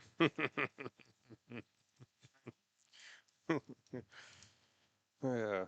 Final game of the season for us in the Bowie broadcast booth. Let's see if Ortega can give us a big hit here. As he looks at one inside, 1-1. Ortega, we were all 3 of us were together a couple weeks ago when he hit the 2 back-to-back home runs versus the Buffaloes in a 4-2 win. Yeah, it's 310 down the line here at Volunteer Stadium. So I know he can do it as he hits this one hard. Hits that one hard, but it is right to Rios again. That is out number 3, and that's going to end the inning. Volunteers strand another in scoring position. This game is slowly slipping away from the Volunteers, going to the top of the 6th. It is 6-0. We'll be right back with the final 2 innings of this game after this. Field Ops North Texas is the trusted name in athletic field marketing for schools, teams, leagues, and tournaments. They even do commercial landscaping. The better question is, what can't they do? With fast turnaround times and proven expertise, they make sure your grounds look unbeatable every time. Call 817-908-2194 to find out more. Looking for a plumber you can rely on? Pipe and Peak handles all your residential plumbing needs. From tunneling and slab leaks to camera inspection and sewer repair, and even cast iron replacement. They offer competitive pricing and now offer financing to make repairs easier to manage. Family owned and trusted for over 16 years, they treat every home like their own. Call 817-807-7069 to get your free quote and get your plumbing handled right. New pitcher on the mound. Cam's going to let us know about our pitching sponsor real quick before we figure out the defensive changes. Yeah, because there's a new pitcher that came down the pipe during the break. And if your pipes break, be sure to call Caleb Renfro at Pipe and Peak Plumbing at 817-807-7069. New pitcher. It's a couple of new people coming in today. Jackson Turner's going to come out of center field to get on the mound. And his final game as the Bowie Volunteer. He'll be on the mound here to close the game out for Bowie. The starting pitcher of the day, Ramon Ortega, is going to move over to first. We're looking to see where the outfielders moved. Isaiah Piper's moving to right. And Zion Sturgill, the first baseman, is moving out towards right, playing catcher Darian Brown. But Brown's going to take a walk back towards the dugout. And Brown's going to be in right field. Piper in center. And Jackson's going to try to shut the door here on the Warriors to try to get the Volunteers back into this. Right. So we got Isaiah Piper in center. Piper center. You got Sturgill in right, and you have Ortega at first.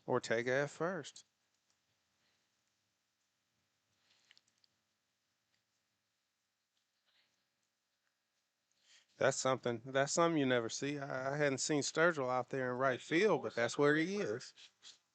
Just to give him a little bit of time, I guess. A little playing time. Sturgill, one of the seniors on this team, getting a chance to end out his senior season out there in right field.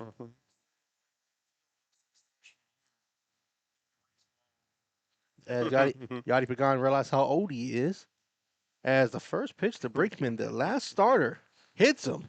First pitch, hit by pitch. That is hit by pitch number 3 on the day. First one against the Volunteers. So Brickman is now on base, back-to-back innings. Last time he reached base on a walk in the 4th. Now to start the 6th, he's hit by a pitch.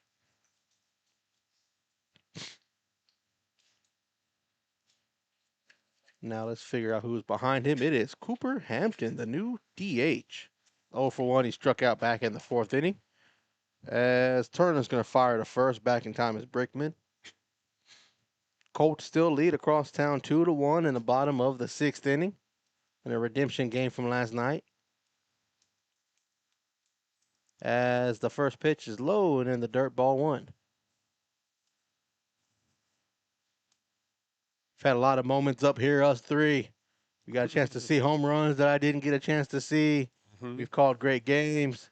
And now we're watching the final game of the season for these Bowie Volunteers as the pitch from Jackson Turner inside, 2-0. Yeah, it's been a great run, man. This is, the first time and first opportunity that I've ever had to call baseball games. I've been doing them my whole life at the on my own at it was Rangers Stadium, Detroit. I've been in Detroit at Comerica, Tiger Stadium. When it was Tiger Stadium.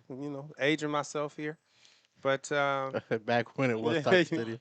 Yeah, like fine wine. I appreciate that, Pagano. I appreciate that, and now this will be my last game of the season for Zap Network, and it's been a absolute pleasure, Jason. Yeah, Cameron and Chaz, both interns from TCC, part of the RTVF student program there for the associate's degree, as Hampton swings and misses on strike 2. So it's 2-2 count with the runner on first. Chaz and Cameron, they've grown. They got a few gray hairs. I can see it already. Chaz's hair, long flowing locks. Long flowing locks there. That ball is going to flow out towards left field. Caught by Micah Couch for out number 1. So 1 away in the top of the 6th inning.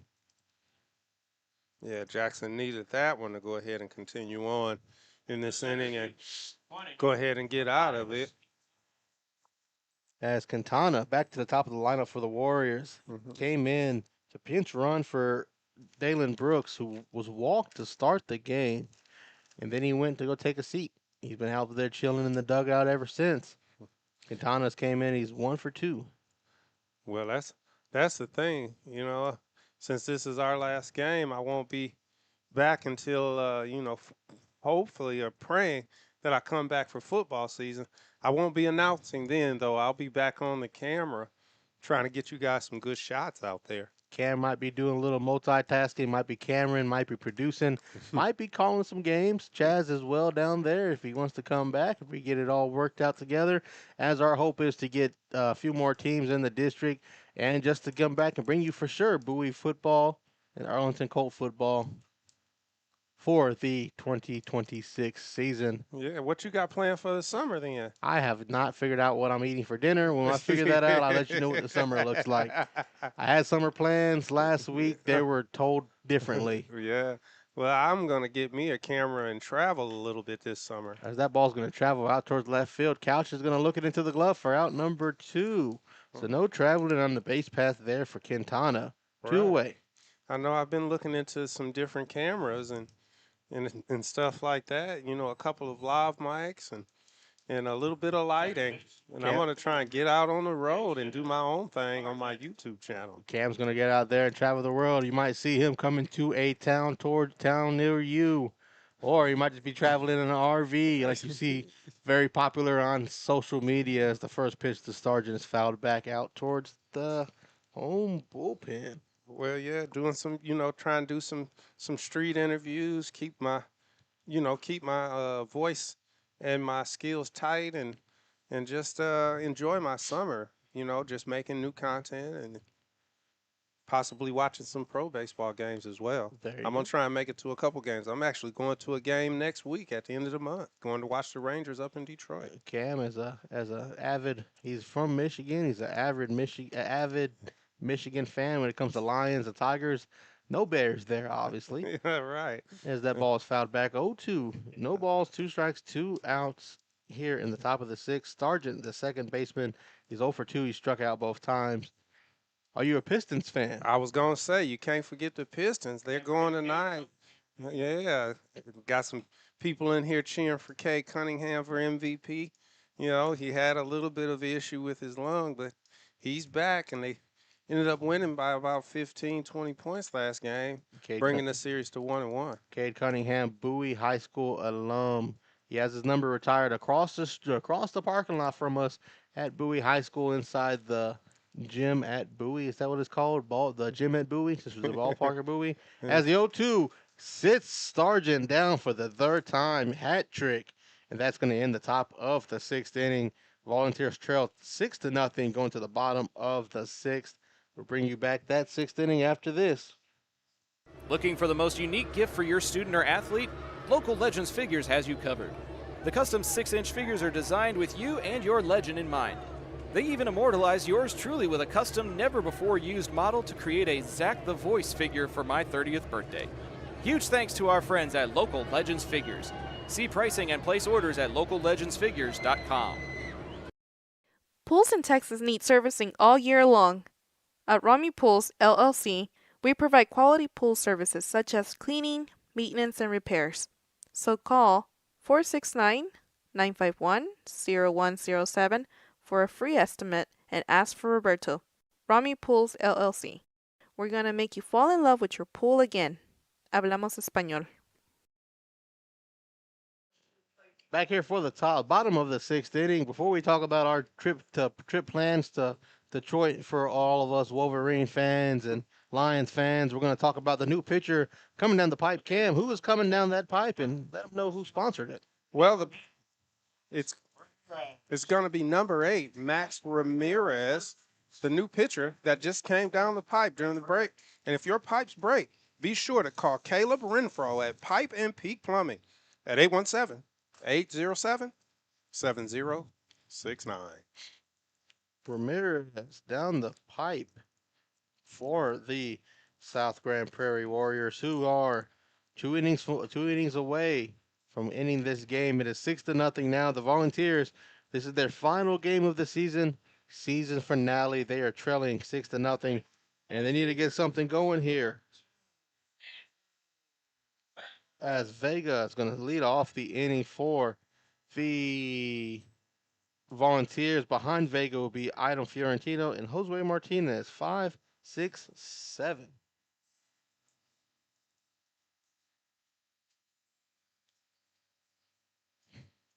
As Vega's going to step into the batter's box. He is 0 for 2.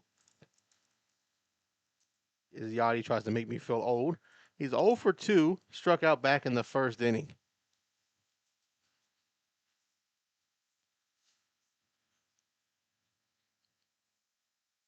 As a breaking pitch, good curveball there. Somehow curved into the zone, though. Strike 1. It hung up there from Arlie's vantage point here. Looked like it might have hit the outside part of the plate, but good breaking pitch there, 0-1.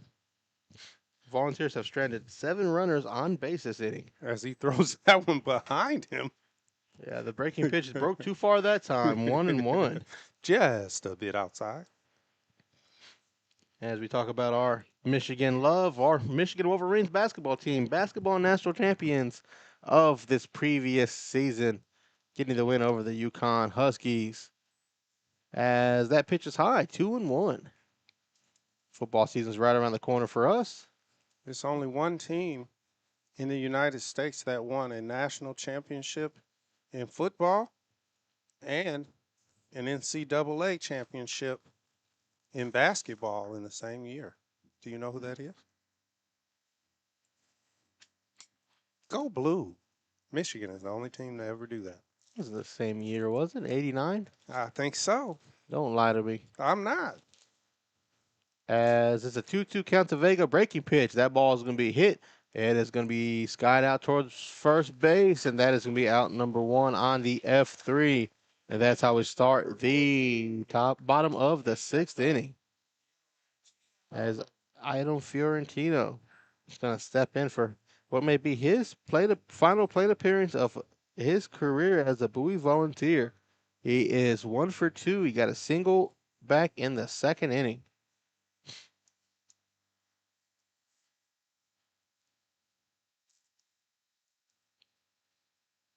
Item steps up to the plate. First pitch he sees, breaking pitch outside, ball 1.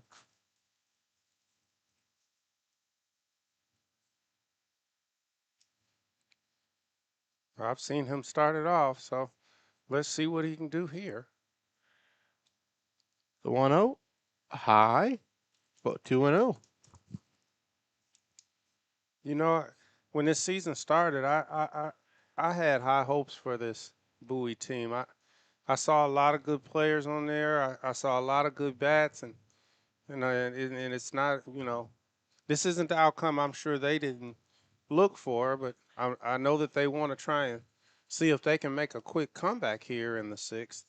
Yeah, these Volunteers came in with high expectations. Last season they made the playoffs. They had their best record in school history as that ball is hit high, far down the left field line, out of play, just about 10 feet from being close to that foul pole. Could have been the other direction for Fiorentino, but it's now 3 balls, 1 strike.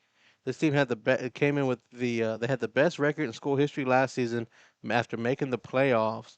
Looking for expectations of going back to back. That ball is back over the head of the third baseman for a single. 2 hits on the night for Fiorentino. Yeah, I know that's what he wants to do to try and end it here is, he tries to get them started again. I know he had got them started in the 2nd where he got stranded on 3rd, and Raul actually, took an error where he got on base as well. So let's see if they can manufacture some runs here again as Item takes a nice lead over there. As he's going to get back in time safely. A lot of these players looking to continue their playing days next season as they are potentially looking to go play college ball somewhere. Even at the junior college level, any opportunity is an opportunity you want to take. For a lot of these seniors that will be graduating as time is called on the mound. I had a similar situation in high school myself where, the year before I was a junior captain with a lot of seniors on the varsity team, and they had a lot of big hitters, a lot of really good ball players their senior year, my junior year, and unfortunately ended up losing in the first round of the playoffs. And when I came back my senior year, the expectations weren't as big. As that ball's going to bloop out towards center field, right in front of the center fielder. Kind of dangerous. Fiorentino had took off for the steal. Hit and run worked out in that situation for the Volunteers as Martinez gets his first hit of the game. He's now 1 for 2. He walked back in the 4th. To bring up Raul Sanchez. He is 1 for 1. Reached base safely on an error back in the 2nd. Got a hit in the 4th. I understand that feeling, Cam. My senior year, I didn't know what I wanted to do. Went and looked at schools. Prairie View was my choice. And then somewhere down the line, that wasn't my decision.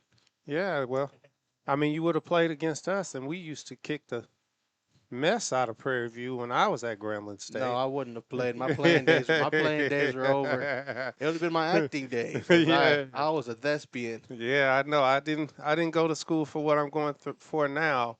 I actually went for a bachelor's of science As Raul gets hit in the chest. Raul's going to get hit in the chest, and that's going to be a free pass granted. So now the bases are loaded. Everybody took off running there, which was the right thing to do, but now it leads to Sanchez. He's going to get on base, be pinch ran by Darian Brown.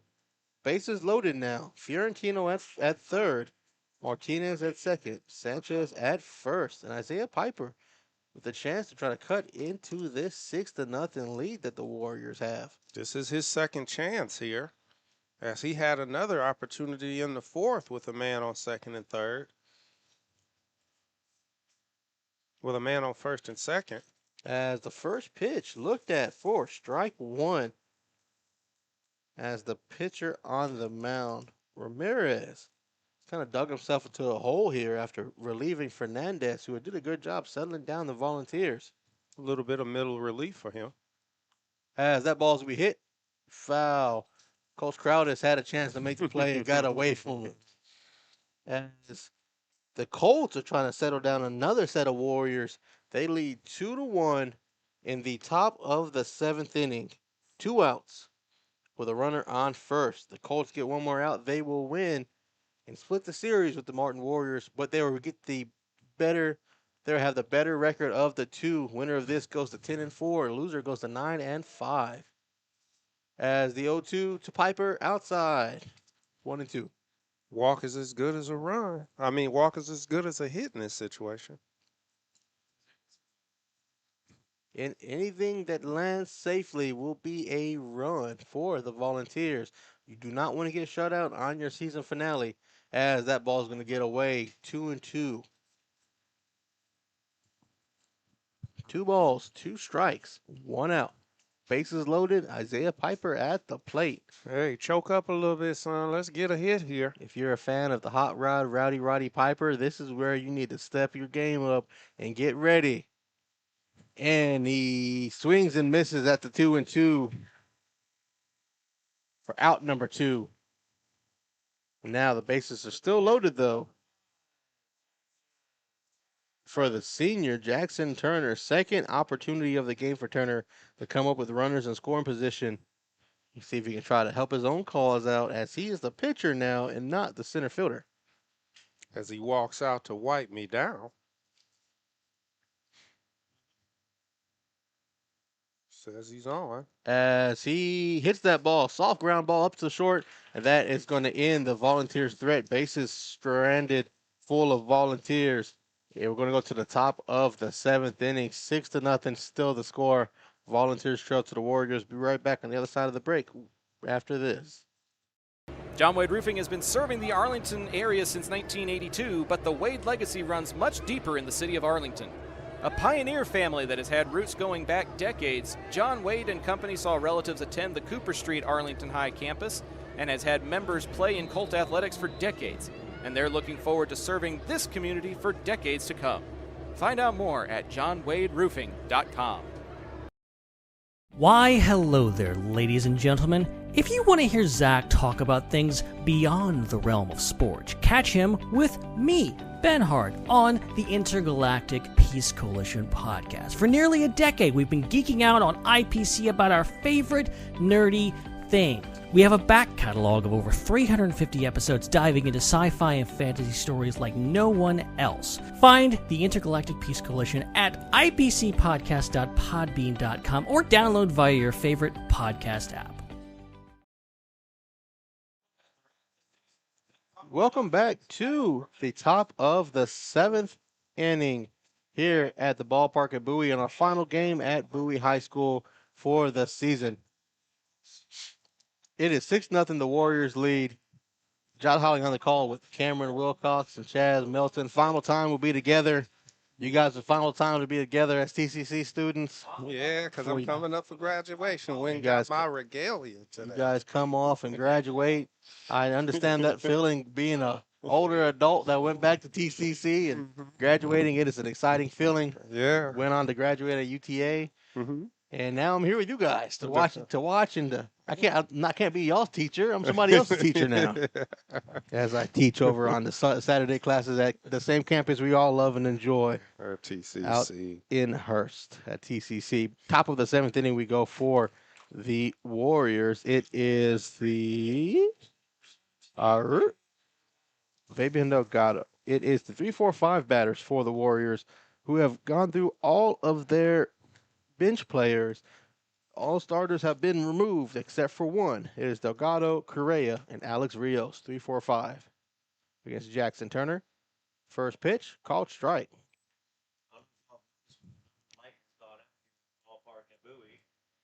That is fantastic. The golden eyes of Yadi Pagan lets us know another light has gone out here, as that ball is outside, 2-1. Brings the count up to 5 bulbs in 2 weeks. 5 bulbs in 2 weeks. I'm just now replaying whatever is told out of my left ear. It is now 3-1 count from Jackson Turner to Fabian Delgado, the first baseman. He has struck out twice tonight already. He's not going to strike out this time. He's going to get a base hit and probably his final at bat. That is hit out towards left field in front of Micah Couch for a single.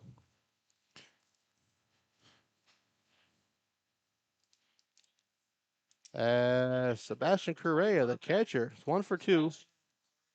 He got an RBI double back in the 5th inning of a big 4-run 5th inning for the Warriors.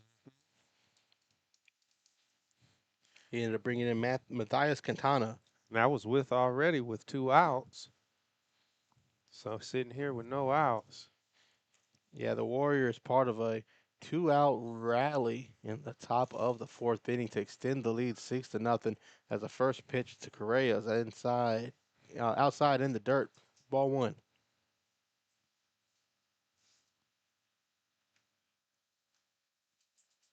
Throw over. Back in time.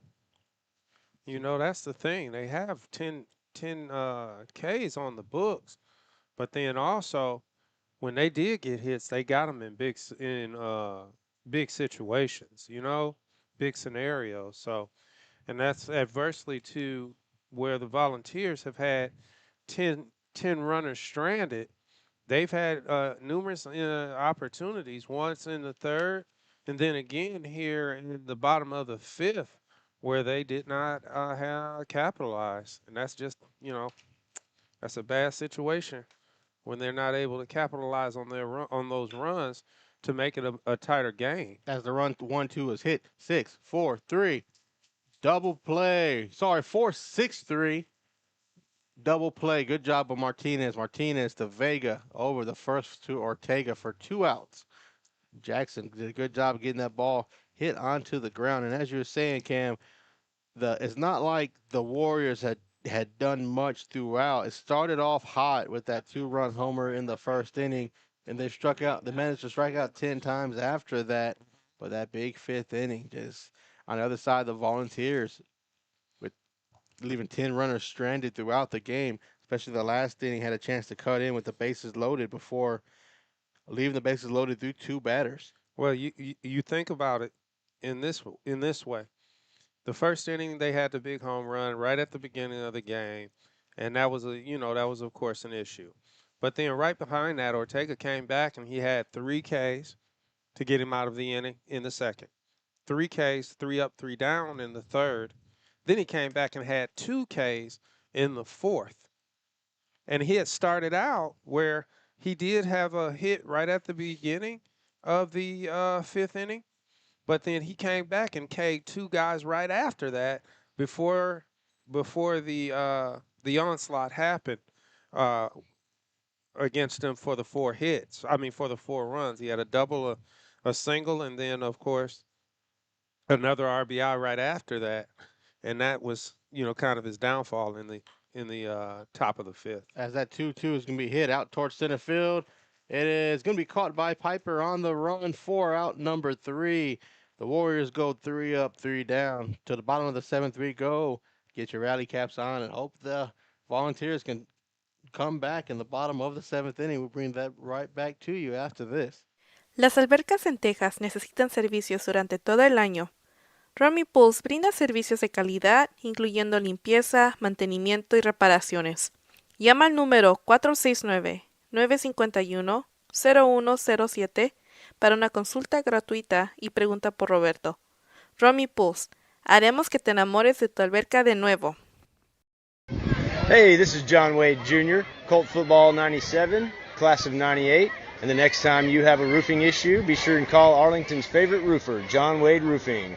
Look us up on the internet at johnwaderoofing.com.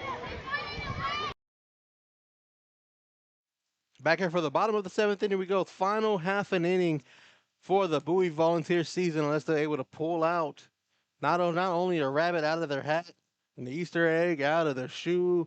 You find a leprechaun and a bowl of Lucky Charms. You need 7 runs here if you're the Volunteers to walk this game off. But you need to start with something going to the bottom of the 7th inning, an inning that will see The bottom half of your lineup. bottom half of your lineup. So it's going to start with Micah. it will be Micah Couch. No, it will be the top half of your lineup. Micah Couch, Christian Uribe, and Ramon Ortega. Right. So these are the guys you want to do it with. I mean, after, that was the bottom of the lineup that had 2 opportunities there. Once in the second, once in the third. Once in the fourth, and then again in the 6th. So now you need the top of your lineup to really do some damage here. As the only time that they've actually had a chance to kind of cut into the lead or get some points on the board was in the first. The first inning, they left 2 runs stranded, which was a runner on second and a runner on third, which was Uribe and Ortega. In the second inning, they left a runner on third and a runner on second after an error, a sac bunt, and a single by Adam Fiorentino. The third inning, they were shut down, 3 up, 3 down. Fourth inning, they had a chance to get 2 more runs. 2 runners stuck in scoring position. The 5th inning, they had a man reach second. 6th inning, they had the bases loaded. 10 batters left on base for the Bowie Volunteers in a game that they needed those runs to come across. Outside of that 5th inning onslaught, the game kind of turned once a lot of the starters came out for South Grand Prairie. It was never out of reach until that 5th inning. Right, and that's the thing. They if they would have put a little bit of pressure on the South Grand Prairie team, that this game probably would have been a completely different game, especially when you have younger players in there.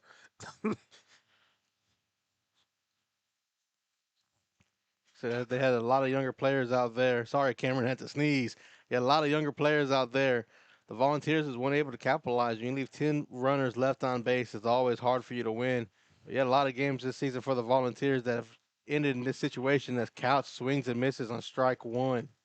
Yeah, well, you had your starting pitcher out there, like you said, arguably your number 1 or number 2 guy, and you take him out in the third, right? So when you take him out in the third, these guys, they had opportunities against them. They got some base hits. They got some errors. They got, some base runners.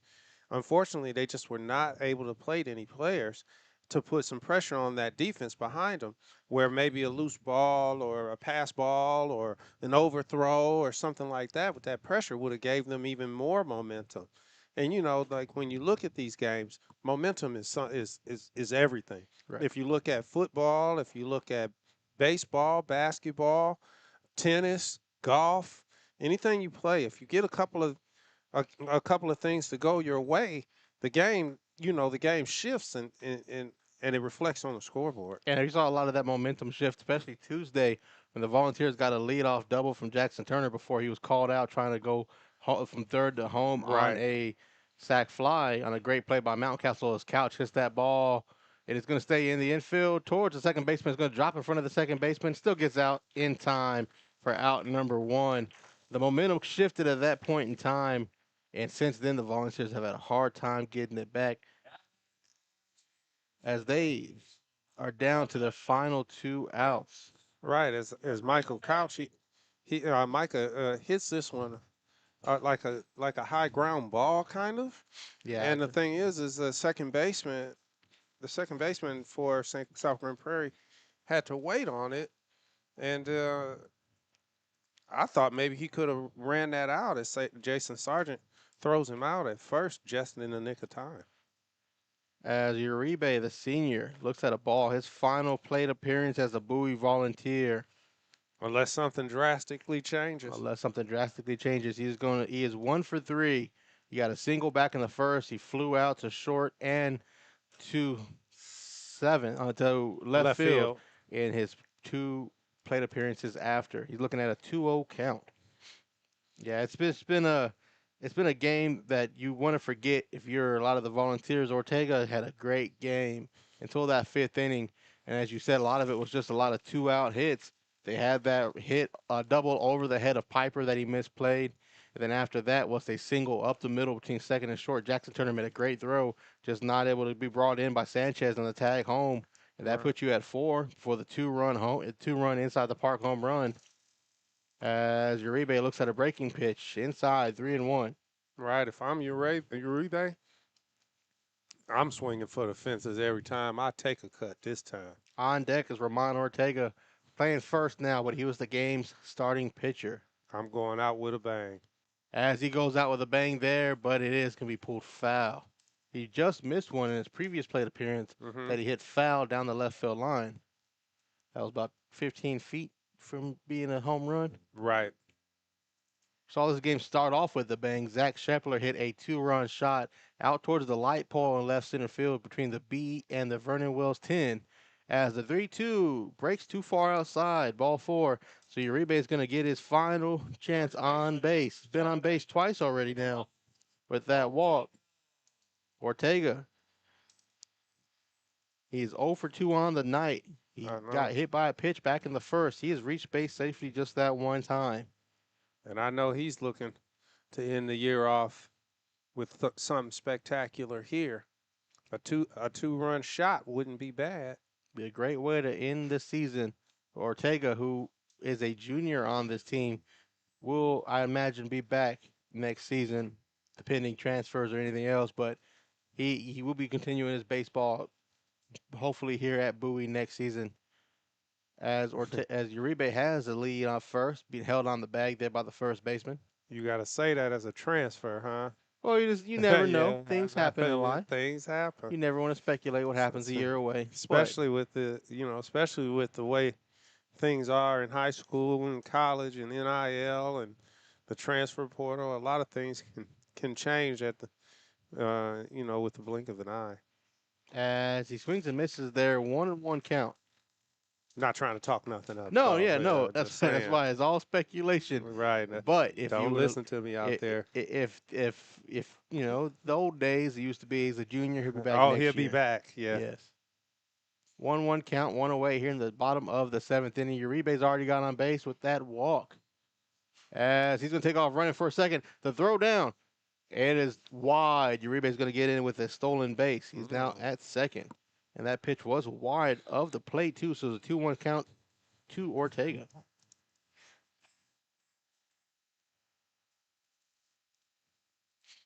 Ortega had 2 home runs in the game versus Halston that he won 2 or 3 weeks ago, Cam, in a series we got a chance to watch. He had 2 moonshots that you and Chaz got to see, and I just sat in the corner to watch and look at. As he hits this one hard, just pulls it really hard foul.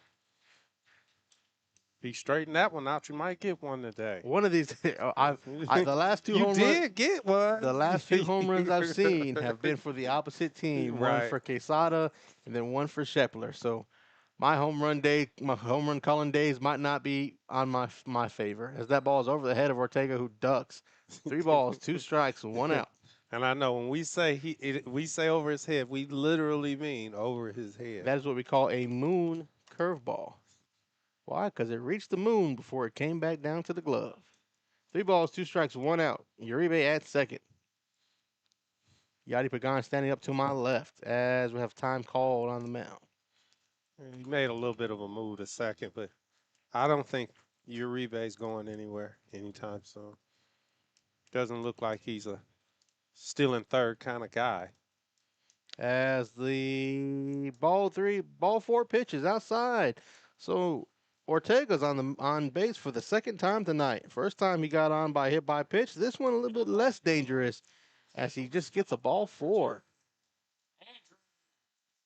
As Andrew Vega's going to come up to bat now. He struck out in the first and he's flown out twice since then. He's 0 for 3 on the night. On deck is Idom Fiorentino, the senior, who is 2 for 3. So the Volunteers are trying to extend this game out and get on the scoreboard. Last thing you want to see is an ugly goose egg in your final game of the season.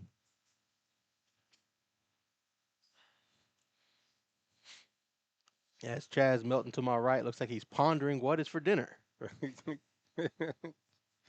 I'm just messing with you off cam, Chaz. I know. I did try the hot dog here. This is my second time having it, though. So, yeah, I enjoyed it. As that first pitch breaks inside for a strike, Cam, here's your chance. Yeah. You've been with me all season now, either with me or Pops or somewhere else, but you've been pretty much everywhere. Right. Who has the best hot dog you've tried this season so far? Where was the first place we went? We went to Birdville for the Birdville tournament. Birdsville was good. And since then, you've been trying to find the duplicate. Well, you know what? I'm going to say this. I'm very happy with Bowie's hot dogs because guess what? For free. As that ball bounces over the head of the catcher, 2 runners are going to advance. Yeah, 2 runners in scoring position is now 2-1 count to Vega. Yeah, I went and bought us hot dogs at South Grand Prairie, and they overcharged me. So I don't know if I like that hot dog that much. Yeah, you just missed the $1 hot dog by half an inning at South Grand Prairie. Came back overcharged by about $10. They knew they got a sucker. But they didn't realize they got this sucker.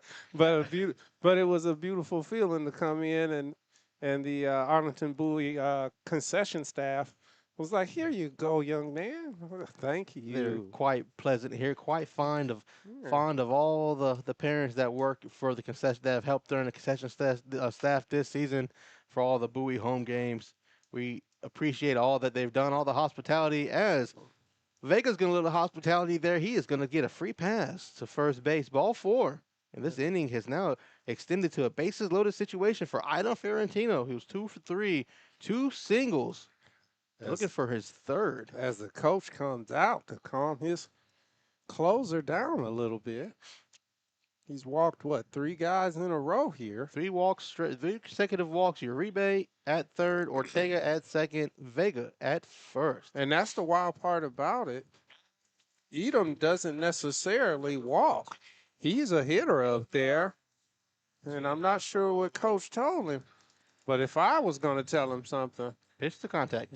Hey, let's hit it hard somewhere, young man. You got bases loaded. You're already 2 for 3. I mean, find the gap somewhere, Idom. Yeah, he doesn't look like I'm gonna walk tight. This is the chance. He is one of the seniors on this team. This is a chance for him to go out with a bang. He's already going to end with a great night, 2 for 3. But it'd be great to get an RBI as well. As the first pitch is outside, good play by the catcher to keep it from getting to the deep backstop. 1-0. And that's the one thing that I was talking about. That momentum, that pressure. Some people don't perform very well under pressure. And right now, the pitcher up there now, he put a lot of pressure on himself by walking these 3 batters here as the ball goes past. And that's going to be a run on the scoreboard as the pass ball. The Volunteers get one. That ball got past the catcher. Uribe is going to make it in. And that is going to be the first run of the night for Bowie as the 2 runners advance now. Still second and third. 1 away for Fiorentino. As that ball got past Correa, the catcher. He wasn't the starting catcher. That was Guerrero, who was pulled after the double in the first inning. Now, Uribe crosses home for the final time. Well, he 2-0 count. Threw it in the dirt. Breaking pitch that doesn't break. 3-0. On deck is Josue Martinez. He got a single back in the 6th. Part of that inning that ended up with the bases being loaded before back-to-back outs. As that ball is hit towards second, it is going to get past the second baseman. Right fielder does not come up with it. Right fielder draw. He misplayed that. I lost it somewhere. It looks like the second baseman had it, but it's going to be a base hit. I lost it somewhere out there. I've seen that right fielder out there giving chase. It was a high hit pop fly over towards the right fielder who misplayed it in the lights, I think, and it falls, giving Idom a double. I wouldn't call that a double. I mean, it didn't hit his glove. It actually just hit the ground. Yachty Pagan, the scoreboard operator, the golden scoreboard of Yachty, put that as an error on the scoreboard. So the second error against the Warriors, it puts the score at 6-2 as Mendez is going to pinch hit for Martinez. I guess that's going to go in our book then, Cam, as an F9, but the run is going to score. That was Ortega. So now you have Vega at third, Fiorentino at second, and just one away. It's the first pitch to Mendez is outside, ball one. As the Warriors have a man out there getting ready to stretch in the bullpen, which will be their fourth pitcher of the night if we get to that point. Who's in there right now? Who's the pitcher right now again? It is still Ramirez. Okay. As he gets the count even again, 1-1. The Warriors will go play some playoff baseball next week, district champions of 8-6A, before they move on to a new district that includes the Grand Prairie schools, the Haltom school, some of the mid-city schools like Trinity, and the Irving ISD schools. Yeah, Ramirez is trying to get himself out of a hole here that he's put himself in. He's giving up 2 runs here in the bottom of the 7th. 2 runs, no hits yet for the Volunteers. There were 3 straight walks before that error out in right field. As Mendez is looking at a 1-2 count. The 1-2 pitch outside. It's going to get away from Correa again. And we're going to have a play at the plate. Run's going to score. 6-3 Volunteers. So the Warriors are just gifting away runs here after back-to-back pass balls to bring in Volunteers. I feel like somebody down in the dugout has a rally cap on. Somebody's got a rally cap on as it is. Are they turned inside out over there? 2 balls, 2 strikes to Mendez, the pinch hitter, and it's gone quiet on my left out there for the Warrior fans that have made the trip across I-20 and 360. I know it's only one out here. Fiorentino has moved over to third. Getting a little critical here today, huh? There you go. As that ball is going to be outside in the dirt. 3-2. So full count. 3 balls, 2 strikes, 1 out to Mendez, who is pinch hitting for Martinez. 4-3-2-1 on the scoreboard. Counting down. Hopefully this is a 4-3-2-1 home run situation. As time is called. As you got the potential tying run in the on-deck circle here with 1 out. That would be Raul Sanchez, who already has a hit. Got it back in the 4th. The Volunteers have stranded the bases loaded throughout the game, but now find themselves in a situation that any of those runs would have helped, as that's going to help there. It's going to be a wild pitch outside for ball 4, and we're going to have a pitching change. We're going to step aside and let you know who that pitcher is coming down the pipe. On the other side of this change, we'll be right back with more Volunteer baseball after this. Pools in Texas need servicing all year long. At Romy Pools, LLC, we provide quality pool services such as cleaning, maintenance, and repairs. So call 469-951-0107 for a free estimate and ask for Roberto. Romy Pools, LLC. We're going to make you fall in love with your pool again. Hablamos español. Local Legends Figures immortalizes your athlete's achievements for a lifetime. Featuring 6-inch figures with poses in football, baseball, band, hockey, even lacrosse. Local Legends makes every effort to show their likeness down to every possible uniform detail. To order your custom figure, call 817-681-0319 or email orders at locallegendsfigures.com. Back here at the ballpark at Bowie, before we let you know who the new pitcher is, Cam's going to let you know about our sponsors of the new pitcher here at the Zap Network. Yeah, coming back, pitching changes presented by Pipe and Peak, serving the Arlington area for over a decade. Arrange a free quote by calling 817-807-7069. As the new pitcher was the original starting right fielder of the game, Brandon Mountcastle is coming out to try to close this game. And what is a save situation as Ramirez blew the save. Blew the game. It was 6-0 at one point in time. But now the tying run is coming up to the plate in Holzway and Raul Sanchez. Got a man on second, on third on the corners, I guess. Yeah. We have man on the corner. Men on the corner. Right. First and third after that walk. So let's recap what happened here. The inning started off with the 4-3 ground ball from Micah Couch. Then after that, Christian Uribe got walked behind him. Ortega got walked behind him. Vega got walked. So 3 straight walks to the 3-4-5 batters of the Volunteers. Idon Fiorentino came up. There was a ball hit towards right field. It was an error on the right fielder that allowed a run to score. And then Josue Martinez got walked, but got walked to get on the base. So now you have runners in the corners. In between all of that, we had 2 runs come across the score on wild pitches from the pitcher Ramirez, getting past Correa, the catcher, making it all the way to the backstop. So it went from 6-0 and escalated to 6-3 as Fiorentino is at third. Mendez, who came in for Martinez, the pinch hit there, is at first after that walk.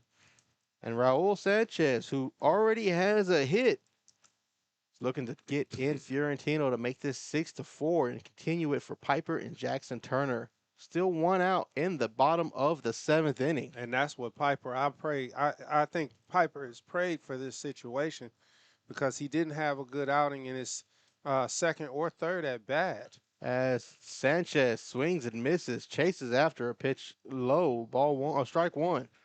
I know. I'm not sure exactly why he swung at that first pitch where, Mountcastle was coming in off the bench and the last pitcher hadn't thrown a strike. So as the 0-1 outside 1-1, like you said, that's a good take there. Yeah, you got to make them pitch to you. You got to show me first. Mountcastle was the original starting right fielder for the Warriors. He came up, he flew out into a double play. It was an F4 double play where the ball was hit straight to Martinez, got it back to first to get the runner doubled up. As we're going to have a runner take off Mendez. He's going to get to second before that ball is caught by the first baseman. Back in time, in safely to first. That was a dangerous situation. Was dangerous. I was just talking about an F4 double play. We almost had one there. But 2 away now. As this is the situation we were hoping for from Piper. He's had an interesting day. He had a sac bunt he laid down to get runners moved to second and third back in the second, but he's struck out twice since then. And he did. I mean, at least he went down swinging, but we want him to make some contact here and hit it hard somewhere where somebody's not. Fiorentino at third, Mendez at first. Swung on and missed by Piper. Strike 1. Turner, the senior, on deck.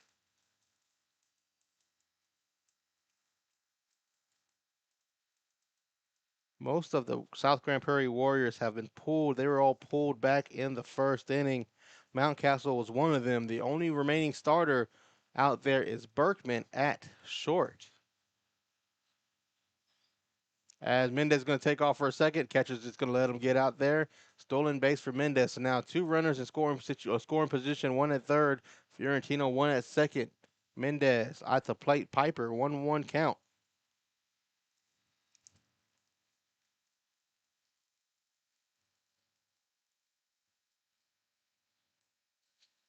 As the 1-1 outside, 2-1.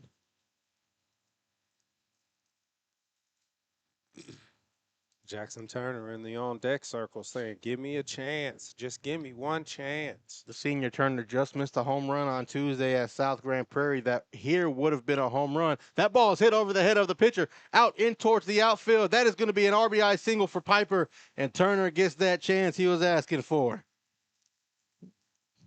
RBI single for Isaiah Piper. His item comes across the plate to score to make it 6-4. A little bit of problems here as Martinez moves over to third. The senior Jackson Turner coming off that 2-for-3 day on Tuesday in the loss at South Grand Prairie. He's struggled tonight. He's 0-for-4. He is due for something. He is due. 0-for-4, 2 Ks. He is due for a Mountain Dew if he gets this. He hit to a 6-3 and then into a fielder's choice. But here, this is what we all look for. This is the moment we all want. If he's moving up to the next level, this is the pressure that he wants to have on his last at-bat. As the runner's going to take off for second, he's going to get in without a throw safely. Yeah, Isaiah was moving, boy. I feel like he would have made it anyway with a throw. That pitch was still called a called strike from Mountcastle to Turner. Turner told me earlier he wants to play college ball after this. This is his final chance to impress. Here at high school, he's had a very good high school career, made the playoffs last season as that ball is swung on and missed 0-2. Turner's a very athletic player. He's a good center fielder, got a great arm, had a chance to get a throw out earlier for a drop at the plate. I mean, he can even play shortstop. I've seen him play shortstop. He's pitching for himself. He can give himself a win right here if he can hit this hard somewhere. 0-2 Let's go, count. Jackson. Tying run at second, and Piper. That ball is hit. It is going to drop in front of the shortstop. A throw across the mound, and he's not going to get it. Turner's going to beat it out. That is an RBI single for Jackson Turner. It was a hard play for the shortstop to make. Berkman is still in the game. The only starter still in the game. He backhands it up the hole and makes a good throw over to first. But Jackson Turner, one of the fastest on the team here, playing center and pitching for himself now, runs that out as the ball hits in the first baseman's glove and bounces out. But I still felt like the tie went to the runner anyway. This inning started 6-0, and I said you needed to find the leprechaun in the bowl of Lucky Charms. Somebody opened the box of Lucky Charms here, and I think he's ready to dance. It is 6-5. This tying run is at third. That ball is hit towards the third baseman, across towards first, and that is going to end the game. Couch grounds out on a 5-3 ground out, and the Volunteers end their season with the tying run at third. Final score, 6-5. South Grand Prairie gets the win, heading off to the playoffs next week. We'll step aside and bring you back to John Wade Roofing postgame show for the final time as the Bowie Volunteers right back after this. Local Legends Figures immortalizes your athlete's achievements for a lifetime. Featuring 6-inch figures with poses in football, baseball, band, hockey, even lacrosse. Local Legends makes every effort to show their likeness down to every possible uniform detail. To order your custom figure, call 817-681-0319 or email orders at locallegendsfigures.com. PDA Advocacy Group would like to remind you that autism is a wide spectrum of neurological differences and it's on the rise, now affecting 1 in 36 Americans and more cases found in males. Those with autism have trouble with social interactions, communication, and can engage in repetitive or self-harming behaviors. While the causes of autism are still being researched, we can begin to learn more by visiting nationalautismassociation.org. And we're back here for the John Wade Roofing postgame show in a game that had a lot of excitement in certain spots here. The Volunteers trailed 6-5 going into the final inning. They end up cutting the lead to they trailed 6-0 going to the final inning. They end up losing 6-5 on a ground ball 5-3 that Micah Couch is put out on with the tying run Isaiah Piper at third. And that is how the Volunteer season is going to end. The South Grand Prairie Warriors will get the win. They will head to the playoffs next week. And Cameron, the Volunteers, they end their season on a heartbreaking fashion. Heartbreaker. They break my heart, man. That broke my heart a little bit. You know, they had opportunities all throughout the game. And unfortunately, you know, a couple of guys didn't come up in key situations.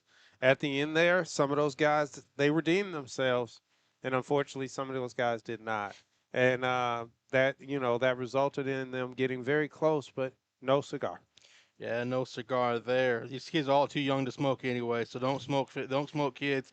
Yeah, like you said, though, they had a lot of players redeem themselves. Jackson Turner, before the final frame, he was 0 for 4, got the RBI single that he beat out to get to 6-5. And he redeemed himself there. You had guys like Uribe, he was 1 for 3 before he got walked in the 7th inning, coming around to score. Ortega, he had reached base once back in the 1st inning, came around to score later in the 7th. They had multiple chances, multiple guys. You end up leaving before this final inning 10 runners left on base. That any of those 10 runs come across the score, or multiple innings you had guys in scoring position. Any of those runs come across the score is a different ball game. It's an absolutely different ball game, and that's what we were talking about in the 6th. when they left the bases loaded. The thing that you want to do to a team like South Grand Prairie or any team is put a little bit of pressure on them and see how they react in those situations. And unfortunately, when it was time to put that pressure on with the bats, they didn't do it. Yeah, they had a chance to do it. Matt Smith was the starting pitcher coming off that perfect game against Haltom. He ended up going 3 innings before his day was over. He gave up 2 hits early to the Volunteers. The Volunteers, they stayed in it all the way through until what we thought was lost when it came to the 5th inning. After a 2-run shot in the 1st inning by Shepler before his day was over the left field wall here. And then they stay consistent. Ortega ended up getting 10 strikeouts. 10 strikeouts at that through point, 5. Through 5. The 5th inning came, and the inning started off with a single, 2 strikeouts back-to-back from Ortega, and then an RBI double over the head of Piper where he misplayed it, rolled all the way to the S out in right center.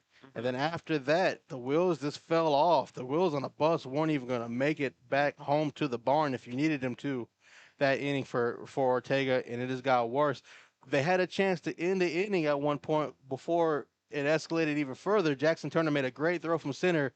Sanchez, the catcher, on a play at the plate, just dropped the ball, hit his glove, and bounced out. He was trying to get to the tag. I mean, but that's the thing, we learn slow is smooth, smooth is fast.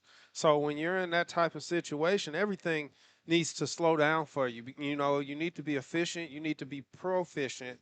And unfortunately, in that situation, he tried to move faster than what, his body or his mind or his glove was ready for. And it ended up popping out of his glove before he really had it. And and the bad part about that is that's the second time in the past week or so that I've seen him make that mistake. And hopefully, he can remedy that going forward as he goes on to, I guess, his next year of baseball next year. Yeah, I believe he'll be back next year, pending, obviously, as we said before, transfers or anything else, life circumstances, anything like that. He was an underclassman. And then, the final nail in the coffin that inning was the 2-run inside the park homer. But realistically, it was a triple with an overthrow that went out almost towards the dugout. Right. Uribe got up, fired it home, Right. and did another play at the plate, but the runner got in safely to seal the game at 6. Because just mistakes like that kind of put it in a tough spot. 6 runs in 1 inning's hard to score. The Volunteers had a chance to do it there. They scored. They stranded the tying run and the winning run on base in scoring position. And that's how we're going to end our final Bowie broadcast here for Zach Arnold Productions. We had a great season, guys. We had Cameron and Chaz here, both interns from TCC, both going on to do bigger and better things, graduate, to move on in life and become great members of the society. We all smile and laugh. We go on to do great things as TCC graduates. I can tell you, from experience, it's a great feeling. Guys, we appreciate all the work you both have done throughout football season, basketball, and baseball. It's been a pleasure to work with you both.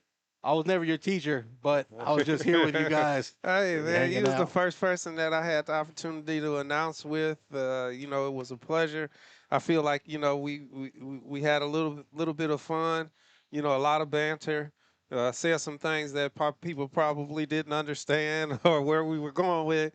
But, we get it done. We have a good time. We try and give you guys out there the best listen and play-by-play and color that we can. And I feel like, I can't wait until football season because I'll be back.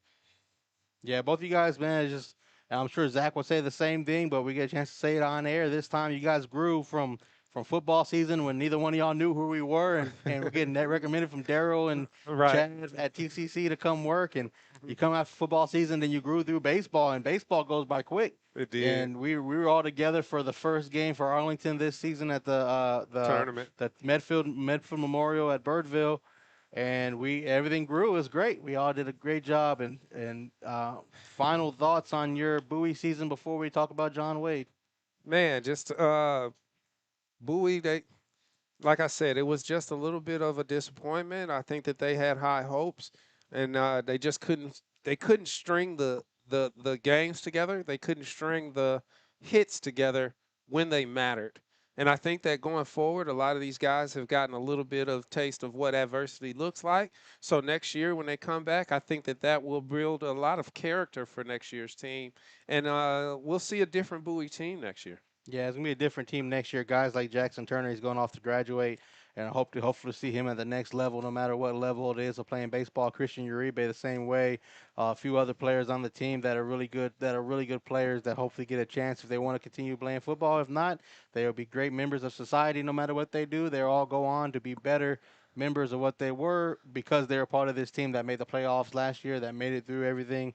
Best record in school history last year, and they fell short of expectations this year, but that's what happens sometimes in life and in sports. And these guys can all hang their head up high as they're out there hugging for the final time on the baseball field. I was just about to say, they all out there hugging the seniors. They're giving Uribe everybody's giving him a hug. I'm pretty positive he was probably a intricate part of the leadership on this team, and a captain, and like you said, he was part of something special last year.